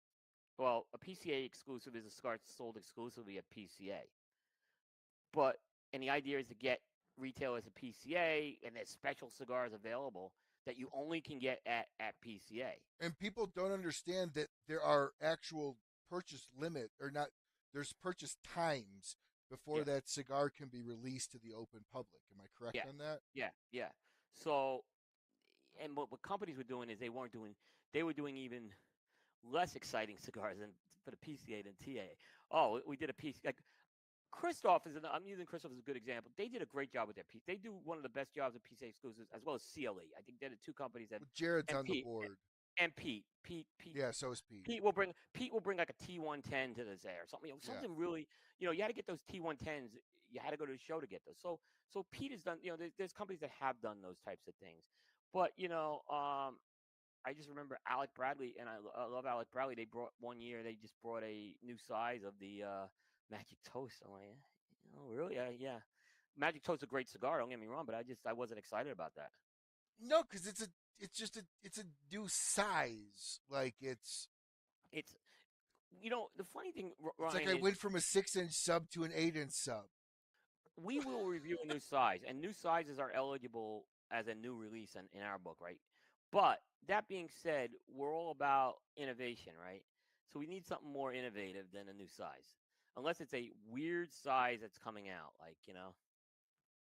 I don't disagree with you. yeah, I think I think oftentimes I don't I think the TAA should be out there promoting their lines more than they do at yeah, shops because there's no incentive for a shop owner to yeah. promote it. They what they hired a media guy a few years ago, and I thought we were going to have this resolved. Hey, they'll give the media the list of the cigars, the information, the photos, and they opted not to do that. They opted to. So what a guys like me and Charlie were doing for a while is we had to find out. We had to call the companies directly to try to get this stuff right. I just got fed up with it. I'm like, this ain't worth it anymore for me to do this, right? If Charlie wants to call 20 companies and figure out what companies are doing, God bless him. He does a great job at it.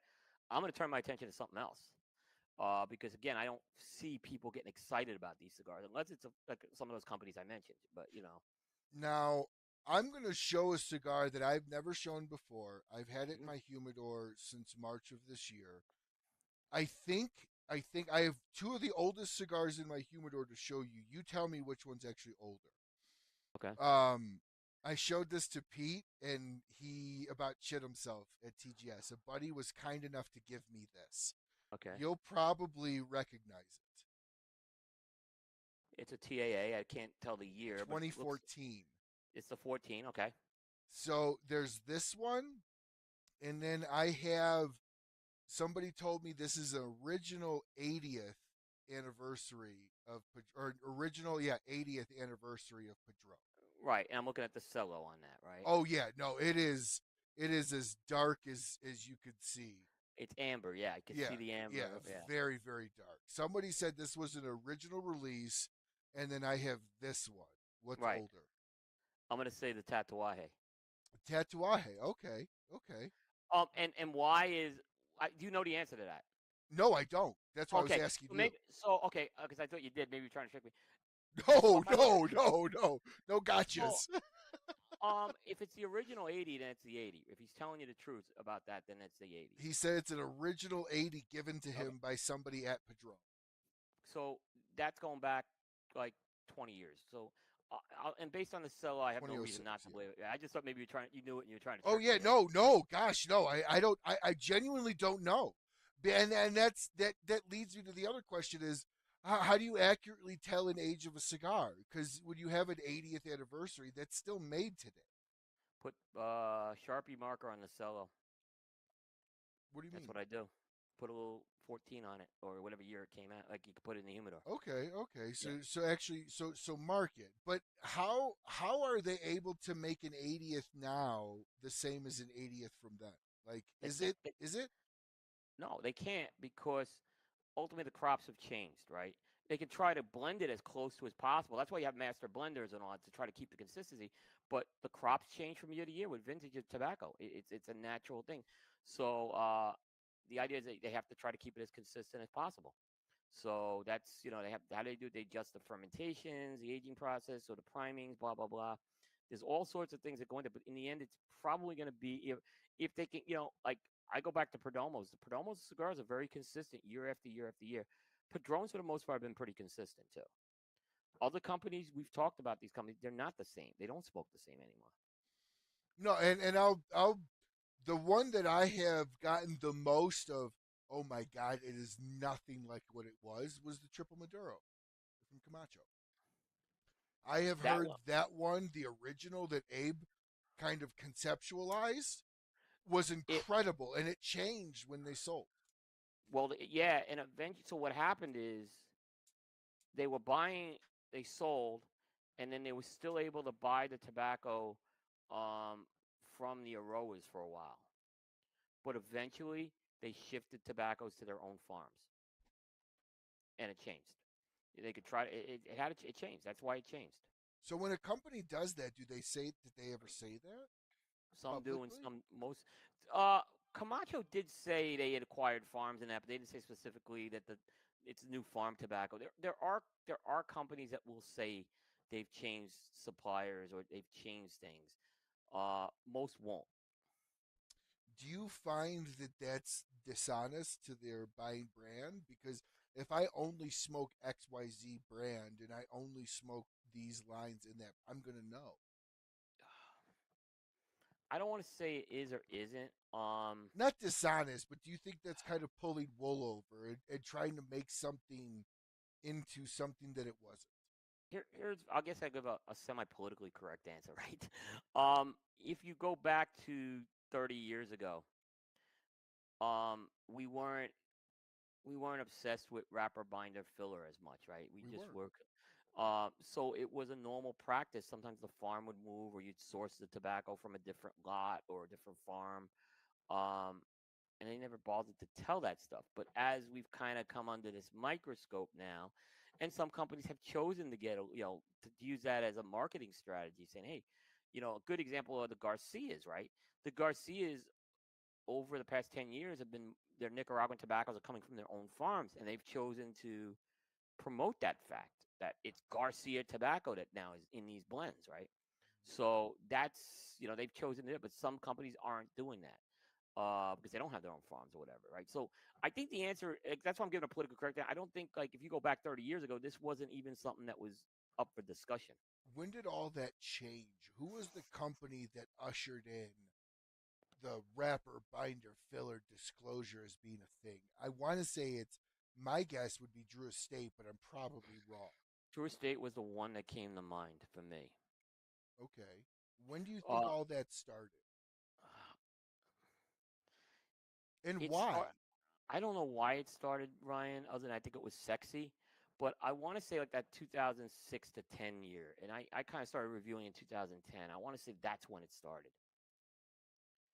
That's I think when it like, hey, we're using this stalk grown Connecticut, right, for the T52, and it was so Ryan. It was so they stalk, but stalk cut tobacco has been around forever. It is, but it was like this is the first time someone was using the words like for broadleaf, right? Stalk cut.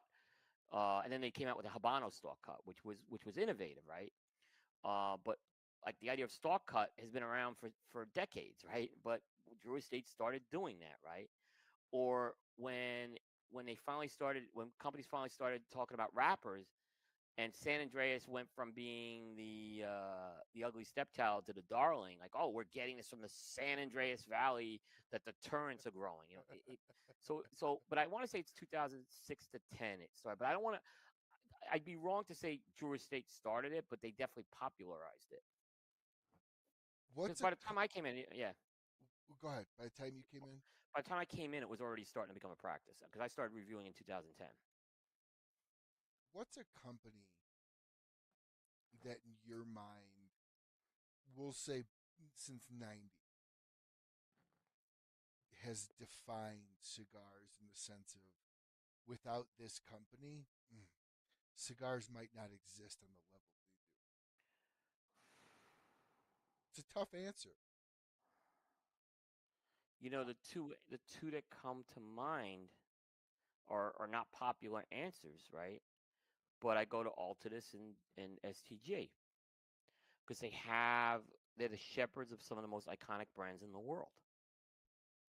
And you think about it, because of those companies, you're able to smoke something brand. I'm not saying it's a Cuban Cohiba. You're able to smoke something branded Cohiba. You're able to smoke something Okay. branded Monte Cristo, right? Okay. Okay. So they Um, brought the legacy in. you look, yeah. I mean, people have heard of those cigars, and the average person doesn't know the whole politics story of why these are sold in the U.S. and not, in the Cuba. They don't know that, but they recognize that these are iconic brands that are out there. So I think those two companies were very, very key. And then they were able to do other things, these companies, with other brands that they had. I look at like STG. I think CAO comes in. They bring in this whole innovative thing. So they were able to bring something in like that. So I know it's not a popular answer, right? But I don't know if I have a better answer, to be honest with you, on that. It's a No, good question. I think that's a great answer. I was going to say at least 2000 to now, Drew Estate. Drew Estate's answer to me, yes, but I think acid. Acid's the one that Well, without. I'll put it this way. So I had somebody tell me that without Drew Estate, we would not have cigar wrappers and leaves and binders to the price points that we have because they buy and sell so much. Yeah, but That if they were not in the picture, you would have it. I heard somebody say that if flavored cigars were gone, tobacco would not be what it was. it's a look. That's accurate because you think about that. Um, there wouldn't be Liga Privada without acid. Correct. It wouldn't have been possible. Where Saka was like, he's working at Drew Estate. He wants to create a premium brand. That's not flavored. It's not flavored. He wants to get good tobacco. They have to get people to sell him the tobacco. They got to have the factory, the workers to build a premium cigar. You needed acid to get to that point, and acid keeps the lights on, and acid keeps the lights on for a lot of stores too. You got to remember too. So Yeah. yeah, I think that's a different way to look at it. Yeah, Who's been the most consequential CEO of a cigar brand? And what I mean by that is they laid the groundwork for a lot of what we see today, or they ushered in the ability for us what we do today. And what it does, it could be a shop like Jr. Why can't I think of his name? Um, Lou, right? Lou Rothman. Lou Rothman. He's one of those that I feel if he was not around, cigars would not be what they are. I personally feel I don't know if that's true. So, who in your opinion has been one of the most consequential companies that has made cigars what they are today? So I think that there's a couple of names in this group, right? But I'm gonna put Nick Perdomo and Rocky Patel in that category because they took they brought the CEO to the cigar store, right? Explain what you mean. Rocky, they did events with you're doing an event with Rocky, you're doing an event with Nick Perdomo, right? So before Um, that, the owners didn't do the events y- usually. yeah, they weren't doing that, right? So you go back to like think about it, like Benji Menendez really wasn't doing that when he was with General, right? Jose Sejas wasn't doing that when he was working at Tobacco de Garcia at Altadis, right? He wasn't doing it. Maybe I put Jonathan in that too because Jonathan started doing. But I think Nick and Rocky were really the two that started just saying, "Hey, I'm gonna go out to the stores and I'm gonna not just meet with my retailer, but meet with my customers." And you're meeting. Suddenly, you have name to a face. Now you have a connection to these guys, right? And they make you feel like you've known them for years, right? So they've done an exceptional job at that, and I think you wouldn't have the brick and mortar cigar event with that if it wasn't for that. And you see that they do a lot with the catalogs, these companies too. So So again, hold on, back up, back up. yeah, Explain what you mean by you wouldn't have the brick and mortar. And I'm only asking you from the standpoint of you still have the sales guy. you have the sales guy, but the idea of doing a cigar event with the principal, with the owner, you didn't have that. Be Rocky and Nick, I think, were the two guys who did it. I They always kind heard of Rocky was like 300 days a year on the road or something right, yeah. ridiculous. These both those guys have spent a ton of time on the road, right? They did, yeah. In addition to all their other responsibilities, right? So And if a cigar, oh, go ahead. Sorry, yeah. please continue. So no, they're doing all that. They are out there. So would you say that without those two? Because I remember actually Abe. I might be butchering this story, but Abe talking about when he first heard of Rocky, going, "Nobody in the cigar world is going to buy a cigar from a guy with an Indian last name," Yeah, or and that was something along those I've lines. heard that story from Abe too. But when Rocky went out there, I think that's why he was able to do it. You know what I mean? So wow, like this is a good cigar, and Rocky's selling. It's he was able to basically put a make himself so synonymous with that brand. So they And started that ownership celebrity status, yeah, I think they popularized it. Again, I don't want to say who's popularized it, popularized. That's a better way. they totally popularized it. Yeah. Jonathan very early. Jonathan did a lot of it too, so I don't want to take that away from Jonathan. But Davidoff started doing it with Hanky a little later, Hanky Kellner a little later. But you think about Oliva really never. It's still today they don't really have a face with Oliva, right? So you don't see like you didn't see Jose Oliva doing a lot of events, right? Carlito is another one, but I think Carlito came a little later with that. Carlito's getting out to a lot of events right now. If you notice, Oh I yeah. think I think the pandemic changed him, and I don't think he'll get mad at me for saying that. I think he really enjoyed all the virtual stuff, and now he wanted to get back, and he's trying to meet every retailer right now. So he's going on Garofalo's show Saturday, and I was surprised he had never done Garofalo's show before. So think about that, right? And Garofalo likes having you in the studio. So, um, but I keep going back. Nick and Rocky seem like they were the OGs of doing this. That's why I keep going back to that, and they've continuously done it. Yeah, I've always heard that about Rocky, and I've always heard that about Nick. I didn't realize that they would be like considered the godfathers of the CEO visit or the ownership visit. But that totally makes sense, and that Yeah, explains why their brands were built the way they were. yeah. And someone could probably correct. I'm probably missing someone, and I apologize. So, uh, certainly, but I'm just those are the two that came to mind. At least that popularized it. I'm sure I'll get a call tomorrow. Like, how about me? So I didn't mean to leave you off on purpose, but I think that was really those two in particular, with the amount of days on the road. And look, Nick Perdomo, you put a comment on the Perdomo page, good or bad, he responds to it. Oh So yeah. he responds to it. Every comment, so good or bad. So give him credit on it. How many industries you have someone, and Perdomo's not a small operation where you have that type of engagement from the CEO. That's incredible. And like I said, it wasn't a knock on guys like Jose Sejas or Benji Menendez, who legends in this business, right? They just weren't doing that. There A wasn't a guy, need for it though. no, La Aurora, Manuel Noah, in the last 6 or 7 years, he's starting to get out and do more events. One of the greatest master blenders in the world is Manuel Noah, right? But again, that really wasn't a thing, and he's done seminars, and he's very good about that. So, but again, I think if you go back, it's hard to beat when Rocky and Nick were doing this. What do you think are the best years? If you were to pick a decade or a time period, what would you pick are the best years of the cigar business today? It was 2008 to 13 for me. Okay. Why? Um, a lot of stuff happened. I think you had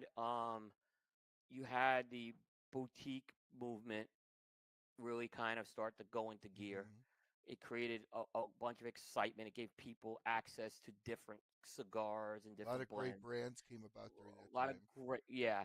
I think you had that's when the LE movement was really starting to take hold, and I think you had those LEs back then were very, very special.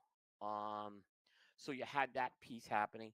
You had the advent of social media, which people learned about this stuff and for the first time the blogs and stuff like that. It was like that 2008 to 13 to me was, and it was good creativity, there was exciting releases, quality releases. um when deeming rule came, that's when stuff started to hit the fan, unfortunately.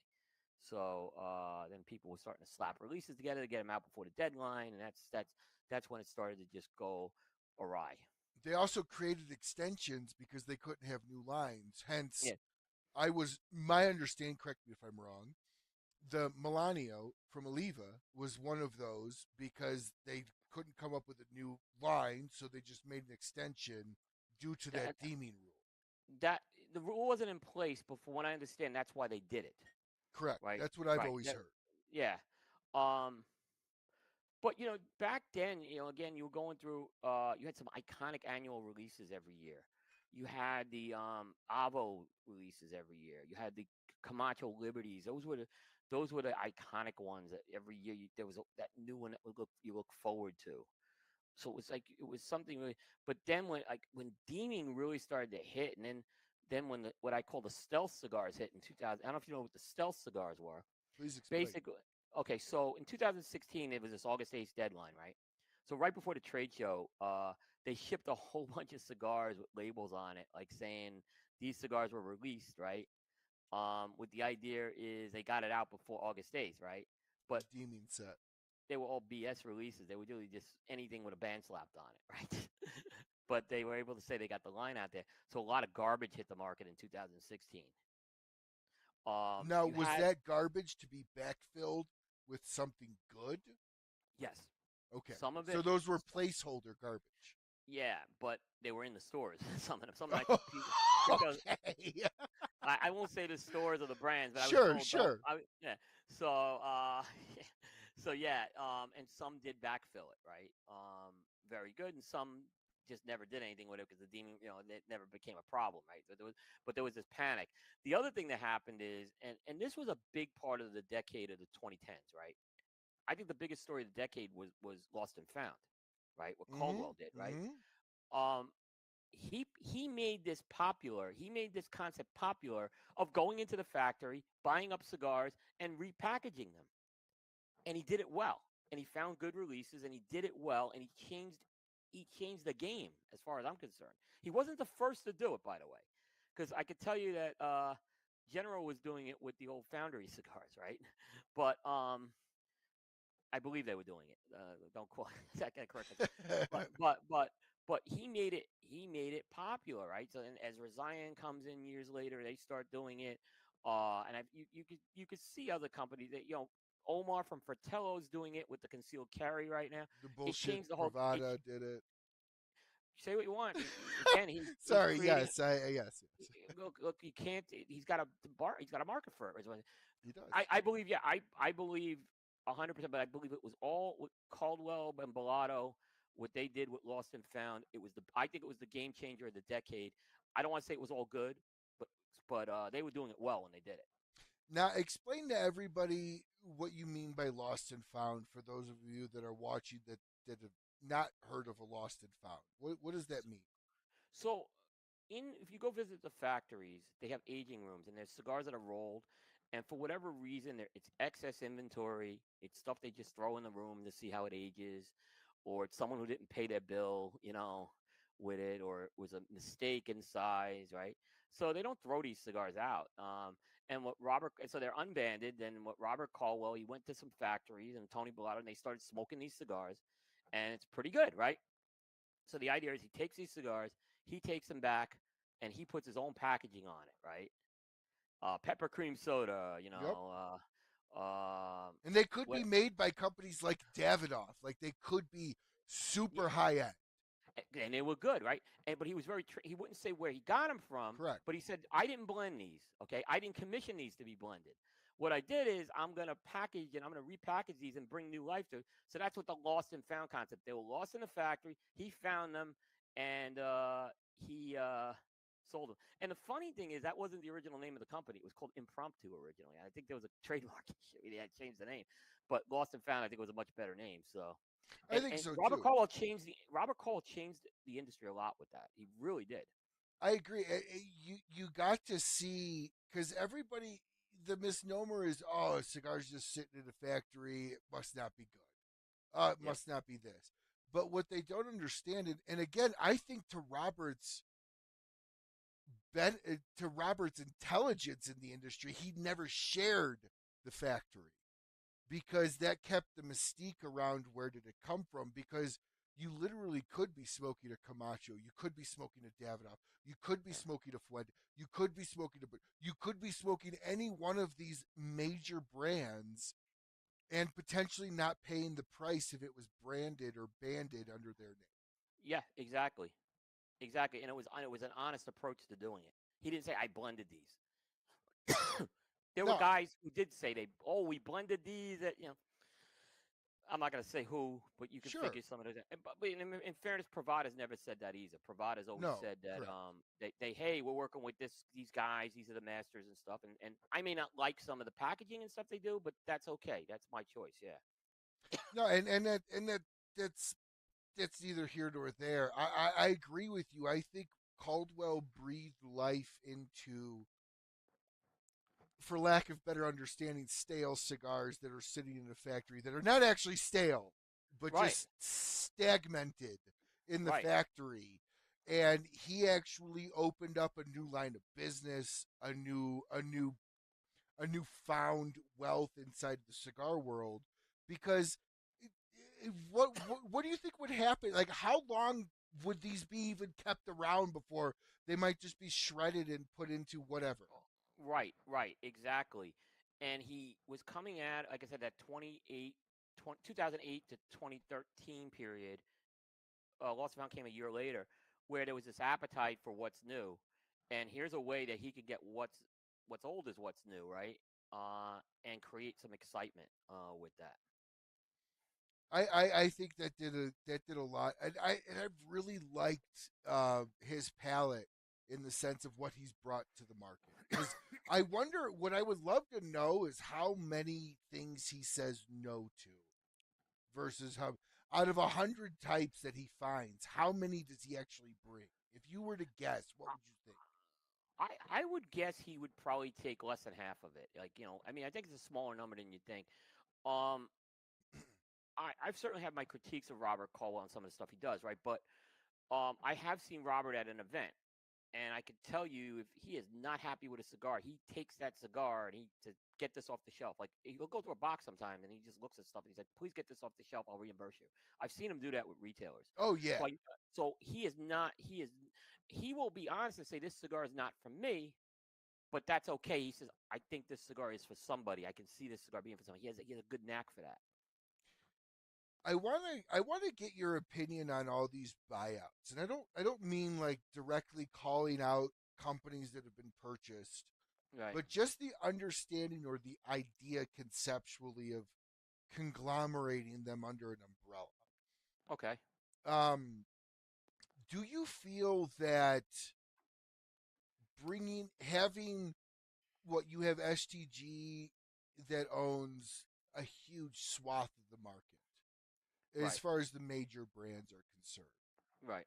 At what point in time do you think everything is just the same? Like, does that make sense? Yeah. Um. You know, and I don't want to pick on STG, right? And they are a sponsor of mine, No, but no, no, I'm no, no. but I'm I'm going to say only this. But using I'm going to them as they're the biggest conglomerate in the cigar world. I'm going to I say that love their brands. yeah, but I'm going to say this about them anyway, right? Because I'm very honest about this. So this year they came out with a really good cigar at the trade show. It was called the Macanudo Emissary España. It was a great cigar. and it used tobacco from Spain in it. So it checked a lot of boxes, right? Not only was it using something, it was innovative and it used some, it was good, right? But my question I've been asking myself, because I'm getting ready to review this cigar, why didn't they just take that Spanish tobacco and make a CAO Spain cigar, right? They're crossing the boundaries of brands right now, and I see a lot of repetition going on with them right now with blends, and I taste some blends sometimes that are in one line, and they like, how is this Partagas smoking different than this La Gloria? I see the lines a lot blurred right now, is what I'm saying. So that's kind of where I go with that. I think Altus has done a better job in the last few years with Monty and Romeo and H. Upman. I think they've really tried to kind of do Well, better they better brought in branding. AJ for, I mean, perfect. What you're smoking, Yeah, they brought in. They understand. I think Altadis understands that the vast majority of their right, cigars are mild to medium, right, and they brought in something stronger. right. But that's the Reserva Real is one of the most popular cigars, and what they did is they bring something in that's a next step up from it, right? Mm-hmm. Like I could see a Real smoker who wants a little more oomph go for this cigar, and it's made by AJ. But I think I do see sometimes a lot of repetition with brands sometimes. Like how many Connecticut shade cigars? If you're a company with multiple pillars in there, you need to have a Connecticut shade. What's different about those cigars? Um, so it does. I think even for big company it becomes challenging. But I get very when the brand lines are blurred, it frustrates. I remember they did the $10 Cohiba. Well, why are we doing a $10 Cohiba? Like the idea was, well, we want to get Cohiba in someone's hands who's you know who can afford it, but Cohiba's a luxury brand. I don't know why you're doing that. So It's like McLaren making a $60,000 car. Just doesn't make yeah, sense. it's like what Davidoff did with Zeno, which actually has worked well. Like the Zeno Nicaragua, like Zeno was one of the most premium Davidoff brands out there, and then they make it now now an entry brand. They came out a very good blend. The Zeno Nicaragua, for you want to talk about a $6 cigar? That's a great $6 cigar, right? And they sell a lot of those Zeno Nicaragua. It bred new life into Zeno, right? But the purist of me says I hated the fact they used the Zeno name on this, right? So that leads me to my other question. When do they devalue a name to the point where it's just another line? And what I mean by that is everybody knows Zeno Davidoff, Zeno Davidoff, but they came out with a lesser expensive line, the Davidoff, using the guy's name that makes Davidoff. At, Right. at, at what point in time are they cheapening the name and just coming out with something versus calling it something that's not affiliated with the luxury brand of Davidoff? Yeah. Does that make sense? Yeah. I can give an example, and this story's been public, and he wasn't happy with me um when Michael Herklotz was still at Nat Sherman, and they were doing their TAA releases. They come out with a TAA cigar in bundles, right? I said, why the hell is a TAA cigar being packaged in bundles, right?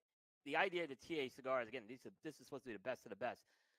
The cigar is great. I get the cigar is great, but why are we putting it in box? I understand there's issues with supply chain getting boxes, but why are we doing this? Is what was my question on this. I just think I thought it cheapened it. Hoya did a bundle release once for the TA, and I'm like, why are we? And it was expensive. I'm like, I don't get this, right?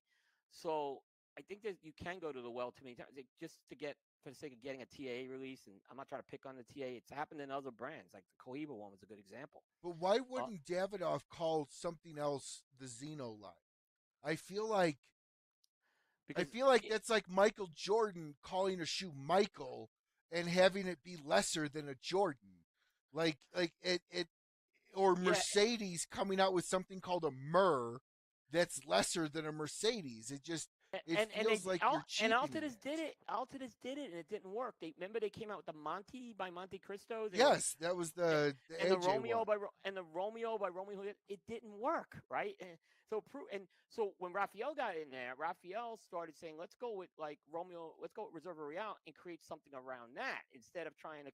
It's harder to create those new brands, is the reason. It's a lot harder to create those new brands. So I can see why Zeno did it uh, in one way, but on the other hand, surprisingly, the track record's never been good with that, right? So, but it worked. In Zeno's case, it worked. Zeno's case, it worked. It didn't work with Monty and Altadis. So, but I think the answer is to create a new brand. It's tougher. It's more. It's more work. Now you brought up an interesting subtopic here by bringing up Rafael Nadal. Yeah. I think he's one of a very, very select few where you could say was brought into a company that was not affiliated with that has transformed for the significant better blends within that company. Oh my goodness. So yes, and Raphael has always had a good palate. I knew him going back to the Oliveros days, right? He just couldn't get a break, right? Um, they bring him in, and he becomes the director of product capability, and he basically is a guy now who is approving the blends. He is interacting with the factories, and I think you have and he is helping decide what's going to go to what brand, right? And I think you need to have that person in there to do that. And he's done a great job at doing that. And he realized that there was a lot of iconic brands out there, and to build around those. And I think he saw very early on, like the Monty and the Romeo strategy didn't work. Nothing against those cigars, by the way; they were good cigars, but they just didn't work. And he's been able to do that. And he's built he built some very strong relationships over the years. So he has done a transformation and he's become this ambassador for the industry too. He's just a great ambassador. He He certainly was our has. he won our Person of the Year award last year for what he did. So I wouldn't be surprised if he's up for it again this year. He did a very good job with it. So with a company like Altadis, he kind of IBM CEO Lou Gertzner wrote a book called "Who Says Elephants Can't Dance?" Right? Idea is IBM was this big gorilla, and they can operate more agile. And I think Raphael's proven that he can do that as well with a monster like Altadis. Now, Altadis is a unique company. Yep. They're the only, for those of you that don't know this, and correct me if I'm wrong, but I've been told this by Travis Pappenheim. They're the only company that has ownership over the Cuban and U.S. brand. Um, That they have an ownership. The parent company has an ownership. It's not direct, but no, now it's not direct, but it's like STG owns they, Cohiba, but they don't own a Cohiba, piece of but Habanos. Yeah. not anything to Cuban. But Altadis owns the mothership company owns the Cuban and the U.S.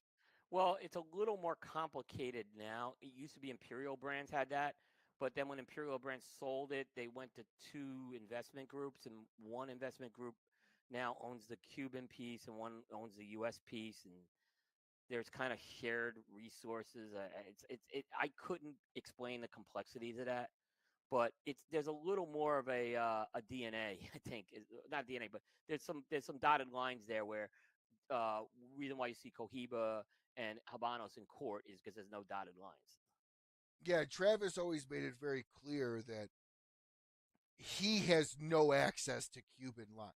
And same with yeah, they don't. It's completely different. Yes. So that brings me to my next question. Do you ever think we'll be inundated with Cuban tobacco? Now, and I asked a question like this is I was told Cuban tobacco could be sent to Honduras and rolled in Honduras and be legal. Is that correct? It still can't be sold in the U.S. Still can't be sold in the U.S. Yes. Do you ever think we will be a time period of that? And are we really missing out, in your opinion, by not having that relationship with the cigar world in the new world? So I was like thinking about this because this was a similar discussion with something else that came up. I'm 50. I'm gonna be 57 in December, and so if I said, do I expect in 20 years we're going to see an embargo lifted? And I'll be 77, like kind of in the golden years, like last years of my life. I don't think so, right? I think we're much further off than that. So um, I don't. Now I think there'll be an incredible boom when it happens, right? Where we start seeing, Cuban cigars in the U.S. and Cuban tobacco, could come in these other blends and stuff like that. So I think that it would be wonderful for the cigar industry if that happened. I think they Uh, would lose in the U.S. You have a $20 cigar or less in the U.S., and the Cubans are 50 plus. I was just in Canada and I was looking at their prices. Starting was like 40, 50, $60. yeah, and it's gonna be and do they have enough? The other thing is the capacity. Do they have capacity to supply the U.S.? They don't, right? So it Because isn't gonna be like China's you're gonna be buying everything. no, but the fact is if they're shipping like you said Cuban tobacco to Honduras and blending with it, I think that's going to create some very interesting scenarios. And the fact, look, That if would. there's a Bahique release like that hits the U.S., right? Okay, it's going to be several $100s a cigar. I get that. It still may set off I think there'll still be a market enough to kind of grab those with that. But I don't know if we'll see like mass. I don't think like they don't have the capacity they don't even have the capacity to supply Asia and Europe right now. How are they going to supply the U.S.? Do you smoke Cubans on the occasion? Yes, Do you find they are I don't worth chase the them. price? No, I have been told that Cuban quality in tobacco has gone down immensely because they don't do like crop rotations and stuff like that. and they've had problems with obviously they had hurricane problems and yeah, they've had problems. So Manage quality problems.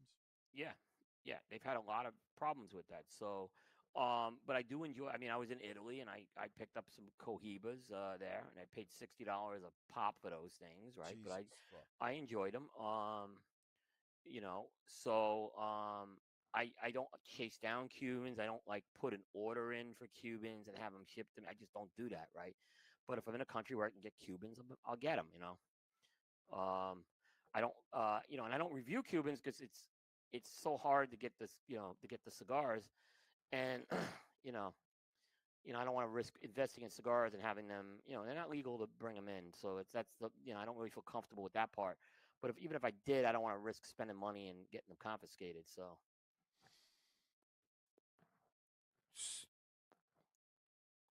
As you see it right now, do you think Cuban tobacco has anything to offer the new world cigar smoker that we're not able to get now? Does yeah, that make I sense? yeah, and here's a good example of that. When you see someone come up with this Cuban-esque cigar, What does that right? mean? It's kind of got this like twangy quality to it. This kind of like I call it the twang, right? It's just this like this kind of the spice is kind of controlled, so it's not a spice bomb. It's not gonna be this like jammy type of sweetness on it. It's a mild to medium profile. You're gonna get toasty, those types of things. The Nicaraguan, you're gonna tend to get more peppery types of cigars. Some of that very heavy, jammy sweetness you get sometimes off of it. You know, so the Honduran tobacco is very earthy. I tend to get with that. So yeah, I mean, I think they do have something to offer with that. So, here in closing, what's a big brand that you have been, and I think you mentioned this earlier, that you have been just blown away by this year? And what is a no name brand that you've had for the first time this year? A big brand that I've been blown away with this year.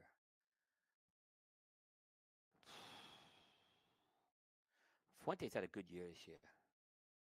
Fuentes had some good releases this year. What I've gotten from them has been excellent. Just great quality cigars that have come out of them. It just seems like everything's firing on the right cylinders. I love the Eye of the Bull. I thought the last batch of the Rare Pinks was really good. Uh, Obviously the Opus X stuff, although most of it I can't get. So I think they've done a great job as far as a big company goes. Now the new company, boy, that's the one that you're really gonna I got to think about that one. Um, because it hasn't been a strong year for it hasn't been a very strong year for new companies in my book. Uh, Someone that's come out of the gate, Sam, Sam, Okay, Sam. Yeah, Vlad. he's good. He's good. He's working with the Cavalier factory, and he's working with the Eladio factory. And to Yep. me, he's getting the best stuff out of them right now. Yeah, he was on the show last year for his first release. He's a sommelier or a Yeah, cigar sommelier. he's a guy to watch. I think the stuff he's doing, and he's really putting a lot of effort into the blends right now. He's the guy. I think he's the next guy to really watch. He's got a Who's a great palate. who's a brand that's within the last 5 years that you see that should people should be watching? Black Label, Black Works, and Okay. you'd be surprised how many people don't know about them still. Oh yeah. When we're talking about the next, and I've said this a lot, right? So people probably heard me say, this, when we're talking about in 20, who's going to be the next master blender in this industry? I think there's two names that come to mind. I think Hector Alfonso at Espinosa is well on that path, Espinoza. Yep. but I think you got to look at James Brown because James Brown has the factory and he owns the. He's down there a lot more. Well, it's amazing, but James Brown, in my opinion, has done an amazing job, and he seems like he's blending anything right now. And that's same with Hector. Hector's playing with different tobaccos too, but James has the factory. That's why I'm going to say James is I don't know if Hector would ever move down to Nicaragua full time. He's fantastic, right? But yeah, those would be James first, Hector second on that one. James is the real deal. Um, Look at what he does. Not only does he create these blends, he creates all the packaging on top of that, Correct. and he doesn't. He hasn't had duds. He hasn't had duds. He's bringing an artisan form to these cigars. Um, to me, but I mentioned Black Label. They don't. People still don't know who they are. Like I said, you watching these shows, you know who he is, but there people don't know him. So, so yeah, I would. So that leads me to another really good question. Do you think the greatest cigar in the world has been made, but we've not had it yet? I We think there's just don't always. know it. Does Yeah, I that think make there's. sense? Yeah, I think that. Yeah, I think there's always room for improvement. That's why you never score a cigar 100. Okay, Once so you talk about that really quickly. What do you mean by room for improvement? Because there's only so much tobacco, there's only so many ways to manipulate it. What do you mean for room for improvement? there's got to be a way to get more out of that tobacco, right? And that's how I would look at it. Can you do something with the crop a little more to get it up a little higher? Can you do, something with the fermentation a little more, right? And, like I said, there's only so much tobacco, but are there little things that you can do? Is there a technique that you can use? Is there something you could do with the soil that may do that, right? So I think, agronomy's changed a lot in the last 20, 30 years. There's no reason why agronomy can't get better, right? Same with production techniques and all that. So I do think there's room for improvement. So And I think, especially the last couple of years, I think things have been a little down with quality. So, I would be remiss to have you on to not ask you your number 21 cigar, what do you mean my number 21 cigar? your top 20, Uh huh. your number 21. I don't have the list done yet. I know, but if you were to say a cigar that is on the verge but didn't fully make a list or did or however, Mhm. give us a little insight into what maybe expectations could be on that list. um, Cuz that's a very anticipated list. I personally care more about your list than CA's because you actually have cigars that are new. yeah. Uh, so like, what would be something that's just on the verge of the top 20? You're saying? Correct, but that didn't quite make it, just to give people a little taste of the quality to show on the top 20. Um, I'll throw in. Let's say.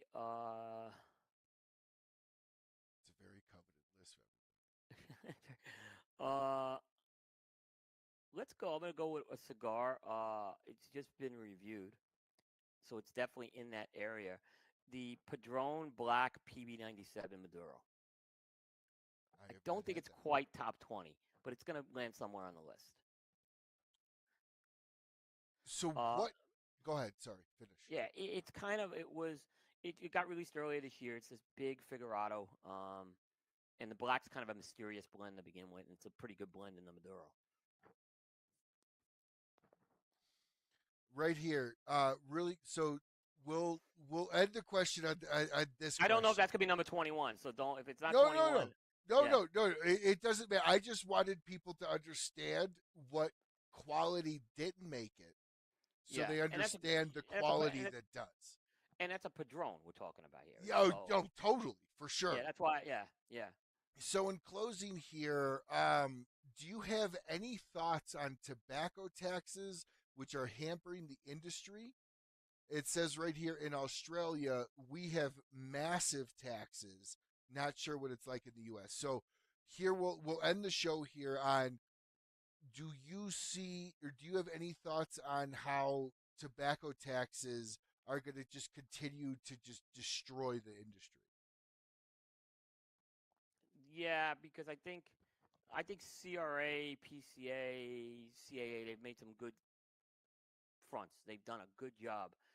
But there's going to be someone out there who's going to, we need to fund this program kind of deal. And why don't we have the tobacco guys do it? There's always going to be some program out there. You talk about these children's program, Yep. the Mama Act.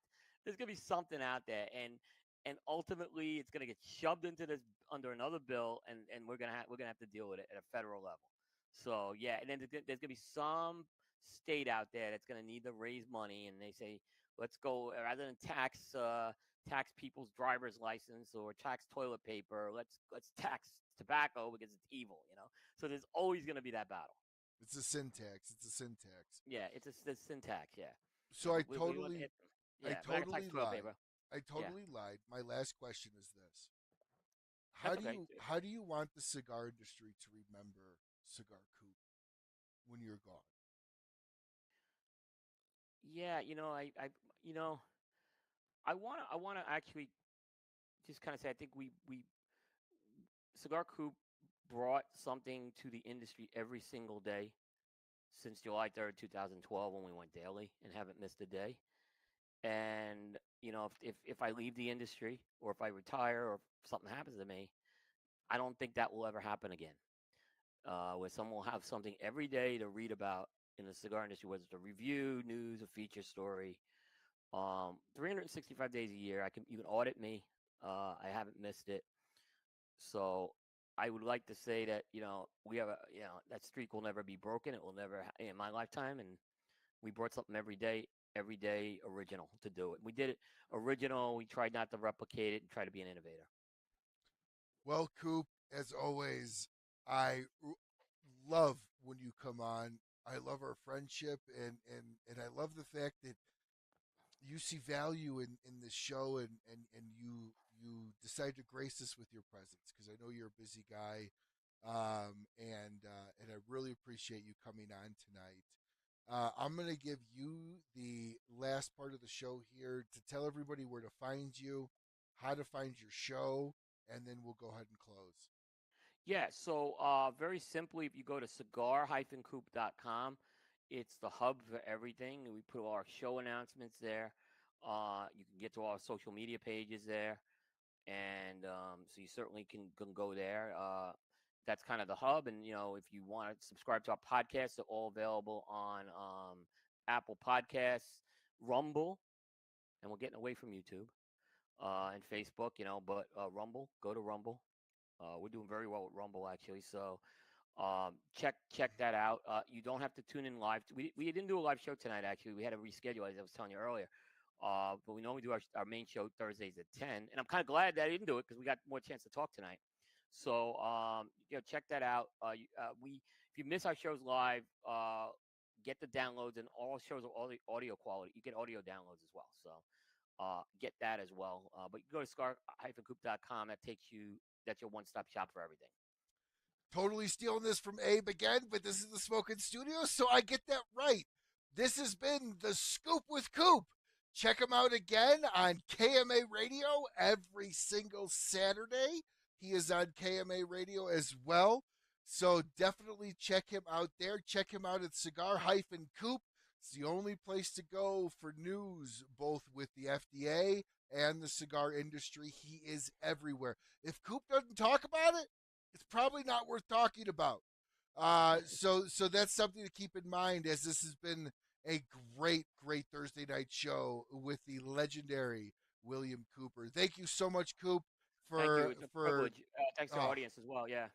it's always a privilege to have you on. This has been, I get to say it again, I'm going to. This has been the Scoop with Coop week here on the Rocky Mountain Cigar Show, brought to you by Smokin' Studios.